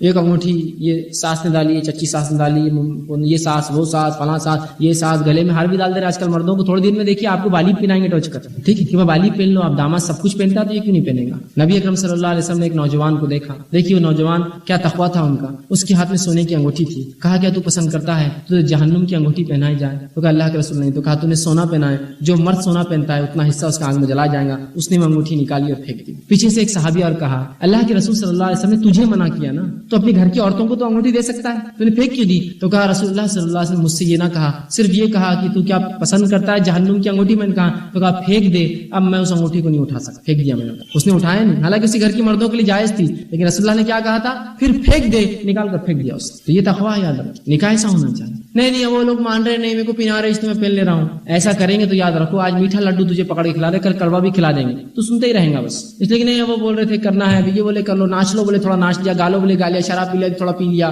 فلاں کر لیا. ایسا تھوڑی ہوتا ہے. حرام چیز حرام ہے، پھر چاہے اس کے لیے آپ جان دے دو، آپ کا مسئلہ ہے. میں نکاح کرنا چاہے تو کرو، مجھ سے میں ایسا ہوں، نہیں تو جاؤ، مجھے کیا ضرورت، نہیں پہن سکتا ہوں. لڑکوں کے لیے ریشم اور انگوٹھی یا سونے کی چیزیں پہننا حرام ہے، یہ درست نہیں. اسی طرح بالوں میں مہندی لگانا خوشی کے موقع پر یہ بھی جائز ہے، عام حالت میں بھی لگا سکتے ہیں. خوشی کے موقع پر بھی مہندی، کالی مہندی نہیں کہہ رہا ہوں، مہندی جو لال ہوتی ہے، مہندی کبھی بھی کالا رنگ نہیں دیتی ہے، ہر مہندی لال ہوتی ہے صرف، ٹھیک ہے، تو مہندی لگا سکتے ہیں، یہ بھی جائز ہے. اب خوشی کے موقع پر ناجائز امور، اب نکاح طے ہو رہا ہے، اب کیا کیا کام نہیں کر سکتے جو لوگ کرتے عموماً. بالوں میں جوڑا لگانا، یہ ویک لگانا یہ جائز نہیں، یاد رکھیں. بہت سی عورتیں بالوں میں نقلی بال، جوڑا، ویک لگاتے ہیں. آپ صلی اللہ علیہ وسلم کے ایسے خاتون ہے کہ اللہ کے رسول میری بیٹی کی بیماری سے بال جھڑ گئے. ان کی بیٹی تھی، لڑکی تھی، دیکھیے لڑکی کی بات نہیں، لڑکی تھی جس کے بال جھڑ گئے. کہا بیماری سے اس کے بال جھڑ گئے، کیا میں اس کے نکاح کی خاطر نقلی بال لگا دوں؟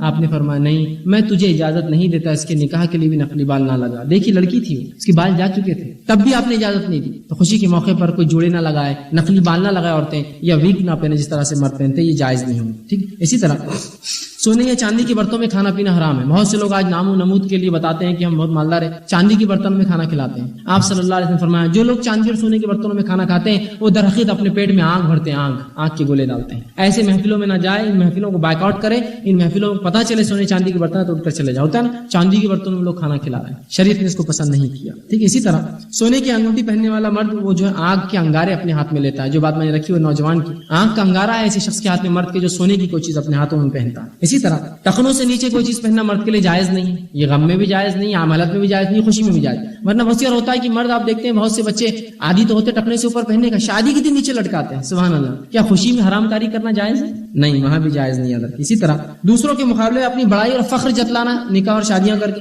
بتاتا ہوں میں کیا ہوں، پڑاخے، بینڈ باجا، ڈولی اور پتہ نہیں کیا کیا کرتے ہیں. یہ شادی دکھاوے کا مرکز نہیں ہے، شادی دین اور ایمان مکمل کرنے کی چیز ہے. یہ تقوی کی بنیاد پہ ہونا چاہیے. ٹھیک ہے. اسی طرح ہاتھوں کے، اسی طرح جو ہے مشین کے تحت جسم پر بیل بوٹے بنانا، بیل بوٹے بناتے ہیں نا، ٹیٹوئنگ کرتے ہیں جو پرماننٹ ہوتے ہیں، بیل بوٹے بنانا. اسی طرح خوبصورتی کے لیے چہرے کے بال نکالنا، بہوؤں کے بال نکالتے ہیں لوگ، داڑیاں کاٹتے ہیں، مونچھیں نکالتے ہیں، داڑھی کاٹ دیتے ہیں. تو یہ تمام چیزیں کرنا خوبصورتی کے لیے یاد رکھیں شریعت میں حرام ہے، یا کسی بھی کام کے لیے بہرحال حرام ہے. لیکن خوشی کے موقع پر خصوص عورتوں میں تو آج کل فیشن بن چکا، ہر عورت جو ہے اپنے بہوؤں کے بال نکالتی ہے. آپ صلی اللہ علیہ وسلم نے ایسی عورت پہ لعنت بھیجی ہے جو گوندے اور گندوائے، ٹیٹوئنگ کرے اور ٹیٹوئنگ کروائے، بال نکالے اور نکلوائے، جو نکالنے والے رہتے وہ اور جو نکلواتی وہ، لعنت بھیجی ایسی عورتوں پر. اور جو نقلی بال لگائے اور جو اس کو لگاتی ہے ان پر لعنت بھیجی. لیکن آج ہموں کو بنانا عام ہو چکا ہے. نہیں میرے بال کھڑے آ جاتے ہیں, آنے دیجیے, وہ کھڑے بال اللہ کو محبوب ہے تمہارے اس بال نکالنے کے, اس لیے کہ شریعت حرام ہے. اور نبی نے جب لعنت بھیجی ہے تو آپ کچھ بھی کر لے, وہ چہرہ خوبصورت نہیں, وہ لعنتی چہرہ ہے, اس لیے کہ وہ آپ کے لیے فتنے کا باعث بنے گا. دیکھنا وہ چہرہ, جس چہرے کی وجہ سے جو آپ نے نبی کی جو سنت کو چھوڑا اور آپ نے لعنت بھیجی ایسی عورتوں پر جو خوبصورتی کے لیے تمام کام کرے. اور ظاہر سی بات ہے یہ مردوں کے لیے بھی ہے جو خوبصورتی کے لیے سمجھتے ہیں داڑھی کٹانا چیز ہے, جن پہ بھی لعنت ہے. ٹھیک, اس لیے کہ آپ صلی اللہ علیہ وسلم بار بار جو ہے داڑھی رکھنے کا حکم دیا اور مونچھوں کو تراشنے کا حکم دیا. ہاں خواتین جو ہے مہندی سے بیل بوٹے لگا سکتی, مہندی وہ کوئی مسئلہ نہیں, چاہے ہاتھ پہ لگاؤ کہیں تک بھی اوپر تک, وہ مسئلہ نہیں. لیکن یہ جو گندواتے ہیں ٹیٹوئنگ وہ جائز نہیں ہوا شریعت میں. ٹھیک, اسی طرح باریک یا تنگ لباس پہننا یا ایسا لباس جو نمایاں کرتا ہو, جسم کو چھلکاتا ہو, یہ بھی شریعت حرام ہے, یاد رکھیں. لیکن آج لباس کے معاملے میں سمجھتا ہوں تاکید کر کر کے سب تھک گئے, آنکھوں کا پانی ہم سب کا مرا ہوا ہے. اسی طرح عورت مردوں کی مشابہت اختیار نہ کرے, مرد عورتوں کی مشابہت اختیار نہ کرے. اسی طرح اپنی مجالس میں ہم کوئی حرام چیزوں کا کھانا پینا رکھنا برتنا یہ نہ کرے, ایسی جگہ جہاں بھی ہوتا ہے وہاں سے آپ اٹھ جائیں. اسی طرح 40 دن سے زیادہ ناخن اور بالوں کا بڑھانا شریعت میں جائز نہیں, یاد رکھیے 40 دن سے زیادہ. اس کے تعلق سے جامع ترمذی کی روایت انس بن مالک رضی اللہ عنہ فرماتے ہیں آپ صلی اللہ علیہ وسلم ان کے لیے ناخن کاٹنے اور مونچھیں تراشنے اور زیر ناف بال نکالنے کے لیے 40 دن جو ہمیں اس کا وقفہ بتایا کرتے تھے. 40 ڈیز سے زیادہ نہ ناخن بڑھائیں گے آپ, نہ مونچھیں بڑھائیں گے, نہ جو ہے زیر ناف کے بال بڑھائیں گے. اب عورتوں کو دیکھا جاتا ہے سال سال 2 سال سے ناخن نہیں کاٹتے ہیں, بڑے بڑے ناخن کرتے ہیں, پتہ نہیں کیا مقصد ہوتا ہے, کسی پہ حملہ کر دینا, مارنا, کیا وقت ضرورت ہتھیار کا کام کرتے ہیں, وہ بھی نہیں سمجھ, اتنے نازک ہوتے ہیں کہ آپ کہیں لگائیں گے ٹوٹ جاتے ہیں. کوئی اگر فائدہ بتائے تو سمجھ میں بھی آتا ہے کہ ایسے بڑے فائدے ہو جا رہے ہیں اور یہ وقت کی ضرورت اور مجبوری ہے. بڑے بڑے ناخن کرتے ہیں, یاد رکھیے 40 دن سے زیادہ ناخن آپ بڑے نہیں کر سکتے, رسول اللہ صلی اللہ علیہ وسلم نے جس کو منع کیا ہے. اسی طرح مردوں کا عورتوں کے سامنے آنا, عورتوں کا مردوں کے سامنے آنا, یہ تو عام ہو جاتا ہے ہمارے پاس. شادی ہے بولے تو پھر تو کیا ہے, کوئی پردہ نہیں, کوئی عورت نہیں, کوئی بوڑھی نہیں, کوئی جوان نہیں, کوئی بچہ نہیں, بس سب گھل مل کے کھا رہے پی رہے ہنس رہے گا رہے. یاد رکھیے شریعت نے تمام چیزیں حرام ہے. موسیقی بجانا, ڈھول تاشی کرنا, یہ تمام چیز شریعت میں حرام ہے. اب آئیے وہ رسومات جو ہم لوگ عموماً نکاح میں کرتے ہیں جو شریعت میں حرام ہے, مختصر سی ایک فہرست جو ہے آپ کے سامنے رکھی بات میں ختم کرتا ہوں. نکاح سے قبل منگنی کی رسم کرنا یہ شریعتاً حرام ہے. منگنی کی رسم کرتے ہیں نا, منگنی کی رسم سے مراد یہ ہو سکتا ہے تاریخ کا رسم, رسم کے نام سے جو ہوتا ہے, یا فلانے کا رسم, اس کا رسم, اس کتنے رسم کرتے ہیں نا کہ شادی تو ایک طرف رہ جاتی, صرف رسمیں چلتے رہتے, 4 سے 8 سال تک رسمیں چلتے پھر شادی ہوتی ہے اس کی. ٹھیک, تو یہ رسومات تمام حرام خرافات اور بدعت ہے, یاد رکھیے. اسی طرح لڑکے والوں کا لڑکی والوں کے پاس, لڑکی والوں کا لڑکے والوں کے پاس وہ بدی کی رسم بولتے ہیں, وہ کچھ تو بھی اٹھا کر یہ سامان وہاں جاتا ہے, وہ سامان یہاں آتا ہے, ان کے توال وہاں, ان کے توال یہاں, ان کی چادریں وہاں, ان کی چادریں یہاں, ان کی چپلیں وہاں, ان کی چپلیں یہاں, ان کے پاؤڈر لپسٹک, ان کے پاؤڈر لپسٹک, سب آتے جاتے رہتے ہیں. تو اب تو دونوں کا سب کچھ آ رہا ہے نا, صرف عورتوں کا نہیں, مردوں کے بھی لپسٹک آتے ہیں, پاؤڈر آتے ہیں, کریمس آتے ہیں, تو دونوں ٹرانسفر کرتے ہیں ایک دوسرے کی شادی میں, ہمارے پاس سے اتنا, تمہارے پاس سے کیا, اور یہ دکھاوے کے لیے ہوتا, پنیاں ونیاں چڑھا کے خوبصورت کر کے, کیا ہے یہ سب, تو یہ رسومات حرام ہے. اسی طرح منگنی کے بعد لڑکے کو سونے کی انگوٹھیاں پہنانا یا سونے کی دیگر چیزیں پہنانا یہ شریعت نے یاد رکھی حرام ہے. اسی طرح جو ہے مہندی اور ہلدی کی رسومات کرنا یہ بھی شریعت حرام ہے. مہندی کرتے ہیں کچھ لوگ, مہندی لگا سکتی ہے عورتوں کے بعد, لیکن اجتماعیت سے جمع ہونا, شادی کے 3 دن پہلے جمع ہونا, پھر سب نے ہرے کلر کا لباس پہن کے آنا اور پھر سب مل کر مہندیاں لگائیں گے, کتنے فتنے فساد ہو سب کو پتا ہے. میرے کو مہندی نہیں لگی, میرے کو تیڑی لگا دیے, میرے کو تو وہی نہیں, چچی ناراض, پھپھو چلے گئے نچڑ کے, دادی بول رہے میرے کو فلاں نہیں ہوا, کیا کرنے کا یہ رسومات جب بھی آپ کریں گے سوائے جھگڑے فتنے فساد کچھ نہیں ہونے والا, یہ رسومات کو بند کرنا ہوگا. ٹھیک ہے, اسی طرح دلہن کو مہندی لگانا کوئی مسئلہ نہیں, عورتیں اکیلے مہندی لگا لے, کوئی حرج نہیں اس میں. اور اسی طرح لڑکے اور لڑکیوں کا جو ہے, لڑکی کو سلامی دینا, اب سمجھ لیجیے رشتہ طے ہوگا, عید کے بعد شادی ہے تو ان کے گھر سے سلامی جاتی ہے 1051 روپے, تو انہوں بھی اپنا دام بتاتے 2051 روپے سلامی, تو انہوں بولتے بکری دان دو, بتاتا میں کیا ہے 10,051 روپے, تو انہوں بولتے آپ آن دو دوسری جی, اور شادی اس میں لیٹ ہو جاتی, صرف سلامیاں بھیج رہے 10,000, کسی کی سلامی وہاں جاری جو وہ ملک میں ہے, تو کسی کی وہاں سے سلامی آ رہی, یہ سلامیاں دینا جائز نہیں, یہ سب تمام غلط ہے. نکاح سے قبل منگیتر کو محرم سمجھنا یہ بھی غلط ہے, محرم ہو جاتا بات چیت, یہ سب غلط ہے. اسی طرح بیٹی کا گھر بنانے کے لیے جہیز دینا یہ تمام چیزیں غیر سنت ہے اور ثابت نہیں. اسی طرح جہیز کا مطالبہ کرنا حرام ہے, یاد رکھیں لوگ مطالبہ کرتے کہ بھائی جہیز ہونا فلاں ہونا, یہ تمام چیزیں جو حرام ہے. اسی طرح نکاح سے پہلے سانچک کرنا, ایک رات پہلے پروگرام ہوتا ہے, سانچک ہوتا ہے, ادھر ان کے گھر والے پہلے ان کے گھر پہ جاتے ہیں, لڑکے والے لڑکیوں کے پاس جاتے ہیں, پھر وہاں ایک رسم ہوتی ہے, وہ لڑکی کو بٹھاتے ہیں, اس کی بہن کو بٹھاتے ہیں, کچھ تو بھی کھلاتے پلاتے ہیں, پتہ نہیں کیا سمجھتے ہیں بھوکے ننگے ہیں, وہ لے جا کے کھلا رہے ہیں پلا رہے ہیں, وہ کر رہے ہیں. ایک دن پہلے انہوں بھی کنفرم کر لیتے گھر بار سے اچھا ہے کہ وہ بھی آتے ہیں گھر پر, اور لڑکے کو بٹھاتے, اس کے بھائی کو بٹھاتے. لیکن سوال یہ ہے وہاں عورتیں تھی, عورتیں بیٹھی تھی, یہاں مرد نہیں ہوتے, مرد کے ساتھ یہاں لڑکا اور اس کا بھائی اکیلا, اور پوری عورتیں گھیری ہوئی رہتی ہے. ان کو سلام کرو بیٹا چچی ساس ہے, ان کو سلام کرو بیٹا فلاں ساس ہے, ان کے پیٹ میں منہ ڈالو, ان کے پیٹ میں منڈی ڈالو, ان کو جھک کے کرو, ان کو لیٹ کے کرو, ان کو فرشی سلام کرو, اور پورے چلتے.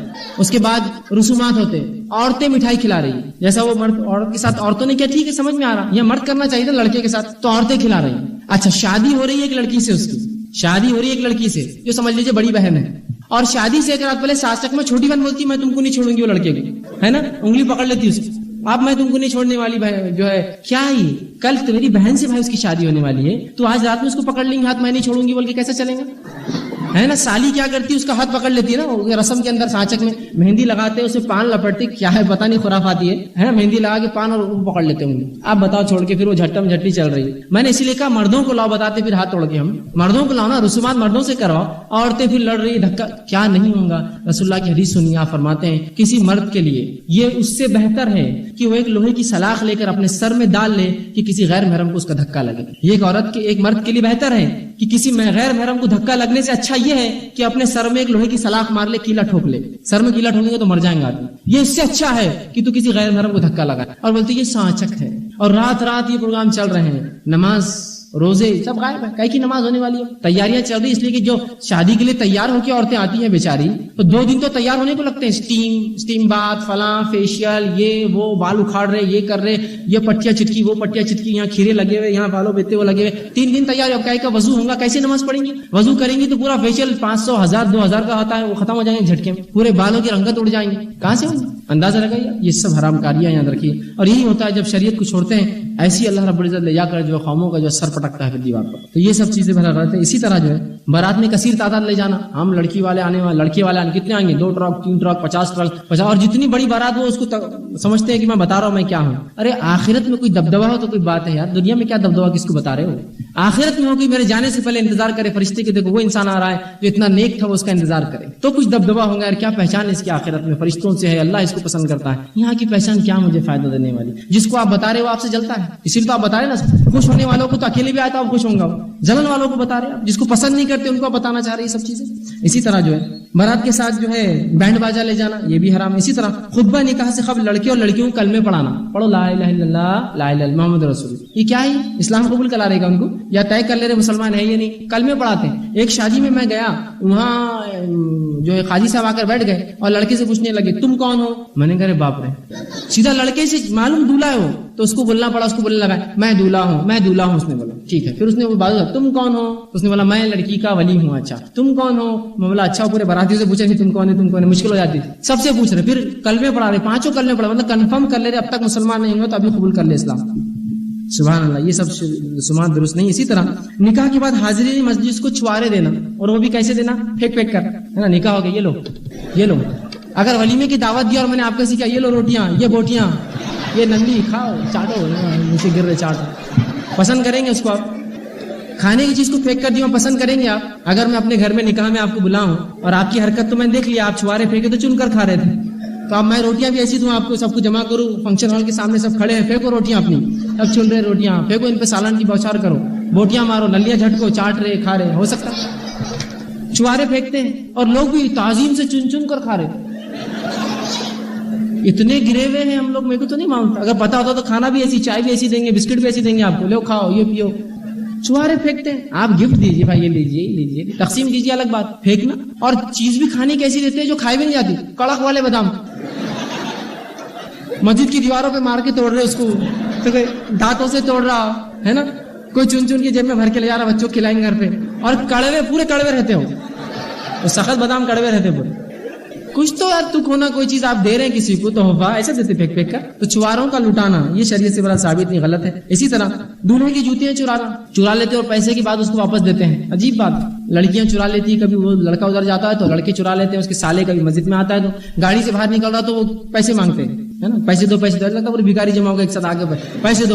گاڑیوں کے ایسے میں نے حالات دیکھے کہ ایک بار ایک شادی میں گیا وہ بیچارے ایک بہت اچھی نئی کار میں آئے تھے سالوں میں اور اس میں بہت ہو گئی چونکہ یہاں عورتیں اور مرد نہیں ہیں مرد تو احساس بہت جلدی اچھل جاتے ہیں انسان. بہن میں صاحب دو اس نے والا نہیں دیتے کیا کرتے اتنا جھگڑا ہو تو اس نے پٹ اکھاڑ دیا گاڑی کا. دو ہونے والے سالے اور اس کے دوستوں نے جو دھکا دیے تو بہنوئی کے ساتھ گاڑی کا پٹ ادھر چلے گا الٹا ٹکڑے ہو گئے. یہ کیا بات ہے یہ درست نہیں یاد رکھیے. اسی طرح چپل چھپاتے ہیں یہ پیسہ مانگتے ہیں یہ شریعت جائز نہیں. تو سب غیر مسلموں کا طریقہ یاد رکھیے. اسی طرح لڑکی کو قرآن کے ذریعے گھر کے اندر لاتے اور قرآن کے نیچے سے نکال کے اپنے گھر سے ادا کرتے تو قرآن اوپر رکھتے وہ بولتے نیچے سے جاؤ. کیوں تو بولے اس کی نحوست نکلتی ہے. میں کہتا ہوں اتنے منحوس لوگوں کو لا رہے کیوں گھر میں آپ جن کی نحوست نکالنے قرآن کی ضرورت ہے. اور قرآن کو اس طرح سے رکھنا سننے سے ثابت نہیں ہے. اس کی بے حرمتی روز قیامت ہم کو جواب دینا پڑے گا اللہ کو اس بے حرمتی کا کہ اللہ کے رسول نے کبھی قرآن کو رکھا ہے اور کہا لوگوں کو سے نیچے سے جاؤ. اگر موقع ہوتا قرآن واقعی میں فائدہ پہنچاتا تو آپ جہاد کے لیے کرتے کام رکھ دیتے اور صحابہ سے کہتے نیچے جاؤ اللہ تمہیں طاقت قوت دے گا. انسانی جان کی بات رہتی ہے وہاں. تو یہ کیا آپ کرتے ہیں؟ اس کے بعد گھر میں جب عورت آ جاتی ہے تو اس میں اس کے پیروں میں چاول ڈالتے ہیں اس کی نحوست کم کرنے. کچھ لوگ پھر وہ گیمز کھیلنے لگاتے ہیں لڑکے اور لڑکی کو, ہے نا, دودھ ڈال دیے اس کے اندر انگوٹھی ڈھونڈو. قیامت کے روز یہ دودھ اسراف میں آئیں گا یا آپ نے ضائع کیا, وہ کھانے کی چیز تھی, پینے کی چیز تھی. لوگ بھوکے مرتے ہیں اور آپ دودھ سے کھیل کر, تو وہ کیا کیا پتہ نہیں کھیل لگاتے, مرد اور بڑھ جاتے, کبھی آئینہ دکھا رہے اس کو تو کبھی کیا. یہ سب کیا کرنا ہے کہ اپنے کمرے میں یہ سب کر سکتے ہیں. آپ کے سامنے کیوں کھیلے وہ گیم, وہ چاول کے اندر انگوٹھی ڈھونڈو یا آئینے میں فلاں دیکھو, اور کیا کیا خرافات ہے, اللہ رحم کرے اس امت پر. یہ تمام چیزیں ہوتی. اسی طرح منہ دکھائی اور گود بھرائی کی رسم کرنا. لڑکے کے دوست آ گئے, اے بھابھی کو دیکھنا ہے, چلو منہ دکھائی کچھ دو, اور وہ عورت کو دکھا رہا ہے اس کو. یہ کون سی بات ہوئی بھائی؟ وہ لڑکوں کو کیا ہے اس لڑکی کے اوپر جو اس کے دوست. یہ بھی ایک عجیب بات ہے. کسی کوئی بھی نکاح کرتا ہے اور اپنی دلہن کو ایک دکھانے کی چیز سمجھتا ہے, ہر جگہ لے کے گھوم رہا ہے اس کو, یہ دیکھو میری بیوی, یہ دیکھو میری بیوی, دوستوں کو بتا رہا ہے. یہ کوئی طریقہ ہے؟ وہ کوئی دکھانے کی کوئی ماڈل ہے, کوئی شو پیس ہے, یا کوئی اینٹک چیز جو آپ دنیا کو دکھائیں گے اس کو؟ یہ شرم کی بات ہے. حیا کھو چکے ہیں ہم. اپنی بیوی کو آپ دکھا رہے لوگوں کو لے جا کر, جو دین اتنا پاک باز ہے اور جس کا نبی نے کسی عورت کے ننگے ہاتھ کو نہیں دیکھا, تم اپنی بیویوں کو لے جا کے شو بتاتے. مومنوں کا طریقہ نہیں اپنی عورتوں کو بتانا, وہ ڈھک کر رکھتے ہیں, لے جا کر بتاتے ہیں. ایک مرتبہ ایک صاحب کا نکاح ہوا, میں نکاح کی مبارکباد دینے بعد میں گیا, میں بیٹھا ہی تھا, ایک خاتون کو اندر بھیج دیا, یہ اس کی بیوی. میں اٹھ کر بھاگ گیا, نکل گیا. میں نے کہا مجھے کیوں بتا رہے اس کی بیوی ہے؟ تو نہیں, تم بچے تو ہے, بچپن سے ساتھ کھیلے کودے, دیکھو اپنی بھابھی کو. میں نے کہا نہیں بس ٹھیک ہے, بس میرے دوست نے پسند کیا, کافی, مجھے دیکھنے کی ضرورت نہیں. اس کو اللہ کے بتا دیتے ہیں لوگ اٹھا کر. یہ کوئی شرعی طریقہ نہیں, حرام ہے سب چیزیں یاد رکھ. اسی طرح منجا بٹھاتے ہیں شادی سے پہلے, 5-10 دن پہلے, اور لڑکی نے کام نہیں کرنا, ایک پلنگ سجا دیتے, وہ پلنگ میں بٹھا دیتے, اس کے بازو کچھ ہتھیار, چاقو, خنجر, چھری, کیلے, لیمبو, بلاوے, تعویذ ہے نا, شیطان اس کو چپک سکتا, فلاں ہو سکتا. اس لیے کہ بولے دولہا دلہن بہت خوبصورت ہو جاتے شادی سے پہلے. میرے کو تو ایسا نہیں لگا. اور خوبصورت ہو جاتے تو پھر ان کو شیطان زیادہ لپٹتا, تو بولے خنجر رکھ, چاقو, چھریاں. یہ چاقو چھری سے کیا ہونے والا؟ جو پلنگ خود لوہے کا ہے اس سے جب اسے کچھ نہیں ہو رہا شیطان کو, یہ چاقو چھری سے کیا ہونے والا؟ اور شیطان دکھتا تھوڑی آپ کو مار سکتے کہ مرڈر کر سکتے گا اس کا. آ گیا تو ہٹ جاؤ, میں تم سے لگ سکتی ہوں. ارے وہ الٹا رسک ہے, کبھی کچھ دکھ گیا تو اپنے آپ کو مار لی خاتون نے, تو ڈر کر ایسی سے رکھتے آپ, کوئی بچہ لے کر لے. اور دولہا بھی جب شادی میں آتا تو پورے اسلحہ کے ساتھ آتا, ہاتھ میں گپتی رہتی, گپتی کسی کو چبنا نہیں بلکہ لیمبو لگا رہتا اس پہ, سیفٹی کے لیے اس کی گپتی کی. میں تو کہتا ہوں خاضیوں کو, جو بھی دولہا اسلحہ لے کے آیا اس کا نکاح نہیں پڑانا, مطلب بھاگ کے رکھا گھر پر. بنے خنجر لے کے آتا ہاتھ میں, لٹرل سینس میں, اس کو لیمبو لگا ہوا رہتا آگے کہ چبنا وبنا نہیں کسی کو. یہ کہے کے لیے بولے بہت خوبصورت دولہا, کیا خوبصورت ہو جاتا, بلکہ روبوٹ بنا ہوا رہتا ہمارا دولہا. تو کہیں دولہے رہتے اتنا سہرا ہار بنتے کیوں چلتے ہو, ان کو اٹھا کے ادھر کرو, سلام کر رہے تو یوں سلام کرتے, یہاں پھول, یہاں پھول, یہاں پھول, یہاں پھول, ادھر پھول, پورا پھول پنا جی اس کو بیچارے. پتا لباس کی ضرورت نہیں, اس کو پھول میں ڈھکا ہوا رہتا ہو, روبوٹ رہتا پورا, اٹھا کے لے جاؤ, اٹھا کے لا کے رکھو اس کو. اسی طرح جو ہے محرم کے مہینے میں, عید کے مہینے میں, رمضان میں اور سفر میں نکاح نہیں کرنا برا سمجھتے. یہ بھی نہیں, نکاح ہر بار, ہر دن, ہر پل, ہر گھڑی, عشاء کے بعد, فجر کے بعد, ظہر کے بعد, مغرب کے, سب جگہ ہو سکتا. نہیں عشاء کے بعد نکاح, مغرب کے بعد نکاح ہو تو اچھا ہو, تو وہ عصر کے بعد, مغرب کے بعد ہوا تو پنوتی لگ جاتی, عشاء کے بعد ہو طلاق ہو جاتی, فجر کے بعد ہو تو کبھی نہیں جمتی. کہاں سے لائی یہ بات؟ رسول اللہ نے نکاح صبح پڑھا ہے, رات پڑھا ہے, دن پڑھا ہے, کبھی بھی. یہ عام چیزیں یاد رکھی, کوئی خاص چیز نہیں تھی شریعت میں, بہت عام بات تھی. اسی طرح اپنی حیثیت سے بڑھ کر ولیمے کی دعوت دینا, نام ولیم, یہ درست نہیں, یاد رکھی. اسی طرح جو ہے ناچ گانے کا اہتمام کرنا, بینڈ باجوں کا اہتمام حرام ہے. اسی طرح مرد عورتوں کا مخلوط مجالس, ایک ہی جگہ آ کے سب کھا رہے ہیں, اور بفے سسٹم ہے, ٹھیک ہے, سسٹم کو مسئلہ نہیں بفے ہو, لیکن ایک ہی جگہ آ کے مرد بھی لیں گا, اسی جگہ عورتیں بھی لیں گی, کیسے بھائی صاحب, کیسے بہن جی, اور پورا معاملہ چل رہا ہے, یہ درست نہیں ہوگا. اسی طرح نکاح کے وقت مسجد کے لیے کچھ روپے وصول کرنا, مسجد والوں کا بھی یہ درست طریقہ نہیں. مسجد میں جیسی آئے کو نکاح کے لیے آیا تو چلو وصولی 500 کی سر, یہ درست نہیں ہے. نکاح مسجد میں کیسے ہوگا؟ جب آپ وصولی کرنا شروع کر لوگ بھاگ جائیں گے نکل کے وہاں سے, ٹھیک ہے. اسی طرح جو ہے جمعگی کی رسم کرنا, اب نکاح تو ہو گیا, بھلا جو کچھ بدعت تھی میں تقریباً کم بیش رکھ دی. جمعگی کی رسم کرنا, نکاح ہو جاتا ہے, پہلا جمعہ, دوسرا جمعہ ہے نا, تیسرا جمعہ, چوتھا جمعہ, جمعگی کرتے ہیں. اور جمعگی میں اتنا ہی خرچ جتنا شادی میں کرتے ہیں. بلکہ ایک صاحب تو بتانے لگے ہمارے علاقے میں 1 سال جمعگیاں ہوتی 52. میں نے کہا مر جاتا ہوں, وہ بیچارہ آدمی جس نے شادی کی اپنی بچی کی, کہ تو جمعگی کا کھانا ظاہر سی بات ہے وہ مرد بیچارے لڑکی والوں کو کرنا پڑے گا, اس لیے کہ لڑکے نے نکاح کر کے وہ باپ کا احسان کیا نا, اس کی بیٹی تھوڑی اٹھ رہی تھی. اب لہٰذا وہ تو غلام ملا ہوا ہے, اس کو جو چاہے بیچارہ کرے گا. جمعگی ہونا تو جمعگی, 50 لوگ لاؤں گا تو بیٹا لاؤ, 60 لاؤ, کیا ہے, ایک کھانا بناؤ تو بیچارہ بولتا 2 بناؤ, کیا کریں گے. اس کی بچی کے ساتھ اچھا رہے, بس اس کی بیچارے کی خواہش یہی ہوتی ہے. لیکن یاد رکھیے یہ کمر توڑ جواب آپ کو فوراً ملتا ہے اپنی بچیوں کی نکاح میں, اپنی بہنوں کی نکاح میں, یہ سب بہرحال سامنے فوراً آ جاتا ہے, ٹھیک. اسی طرح چند نکاح کی مثالیں دے کے اپنی بات ختم کرتا ہوں. سادے سیدھے سنت نکاح کی کیا فائدے ہیں, آئیے دیکھیے نکاح کی مثالیں. آپ صلی اللہ علیہ وسلم کے دور میں عبد الرحمن بن عوف رضی اللہ عنہ نے نکاح کیا. جب نکاح کر کے آئے تو اس کا علامت یہ تھی کہ ان کے آنکھ میں خوشبو لگی تھی. یہ مدینے کا وہ دور تھا جب خوشبو لینا بہت مشکل بات تھی. رسول اللہ نے کہا عبد الرحمن خوشبو کیا بات ہے، کچھ تو بھی خاص ہے؟ کہا اللہ کے رسول میں نے نکاح کر لیا۔ کہا نکاح کر لیا تو ولیمہ کرو چاہے ایک بکری کیوں نہ ہو۔ اندازہ لگائی عبد الرحمن ابن عوف مدینہ میں، اور مدینہ ایک آدھا یا پون کلومیٹر کی بستی ہے، رسول اکرم صلی اللہ علیہ وسلم موجود ہے لیکن ان کو نہیں بلایا۔ نکاح اتنا سادہ عمل ہے کہ کسی کو بلانے کی ضرورت نہیں، وقت کے نبی کو بھی نہیں بلایا۔ ہمارے پاس تو ان کو بلاؤ ان کو بلاؤ، اور نہیں بلایا تو بعد میں ہاں اکیلے اکیلے نکاح بیٹا ہم کو نہیں بلائے۔ وہ آدمی بولتا ہے کائے کو نہیں بلائے تھے، آؤ کھا لو بعد میں آ کے ہمارے گھر پہ کھانا۔ اس حد تک جاتے رسول اللہ خالی کیا بولے کہ دیکھو ولیمہ کرو چاہے بکری کی نو، تاکہ شرعی احکام بتا دے، اس لیے نہیں کہ آپ کو کھانا تھا، شرعی احکام بتانے کی۔ تو ہمیں چاہیے کہ سادگی اختیار کریں، ولیمہ آپ کریں، زیادہ ضرورت نہیں۔ اور کتنا سادے انداز سے کہ عبد الرحمن بن عوف رضی اللہ عنہ صرف خوشبو سے پتہ چلا، نہ کوئی نکاح کے اندر، نہ کوئی رسول اللہ نے نکاح پڑھا ہے، کتنا دیکھی سادہ ہے کہ وقت کے نبی کو بھی ضرورت نہیں بلانے کی اگر موجود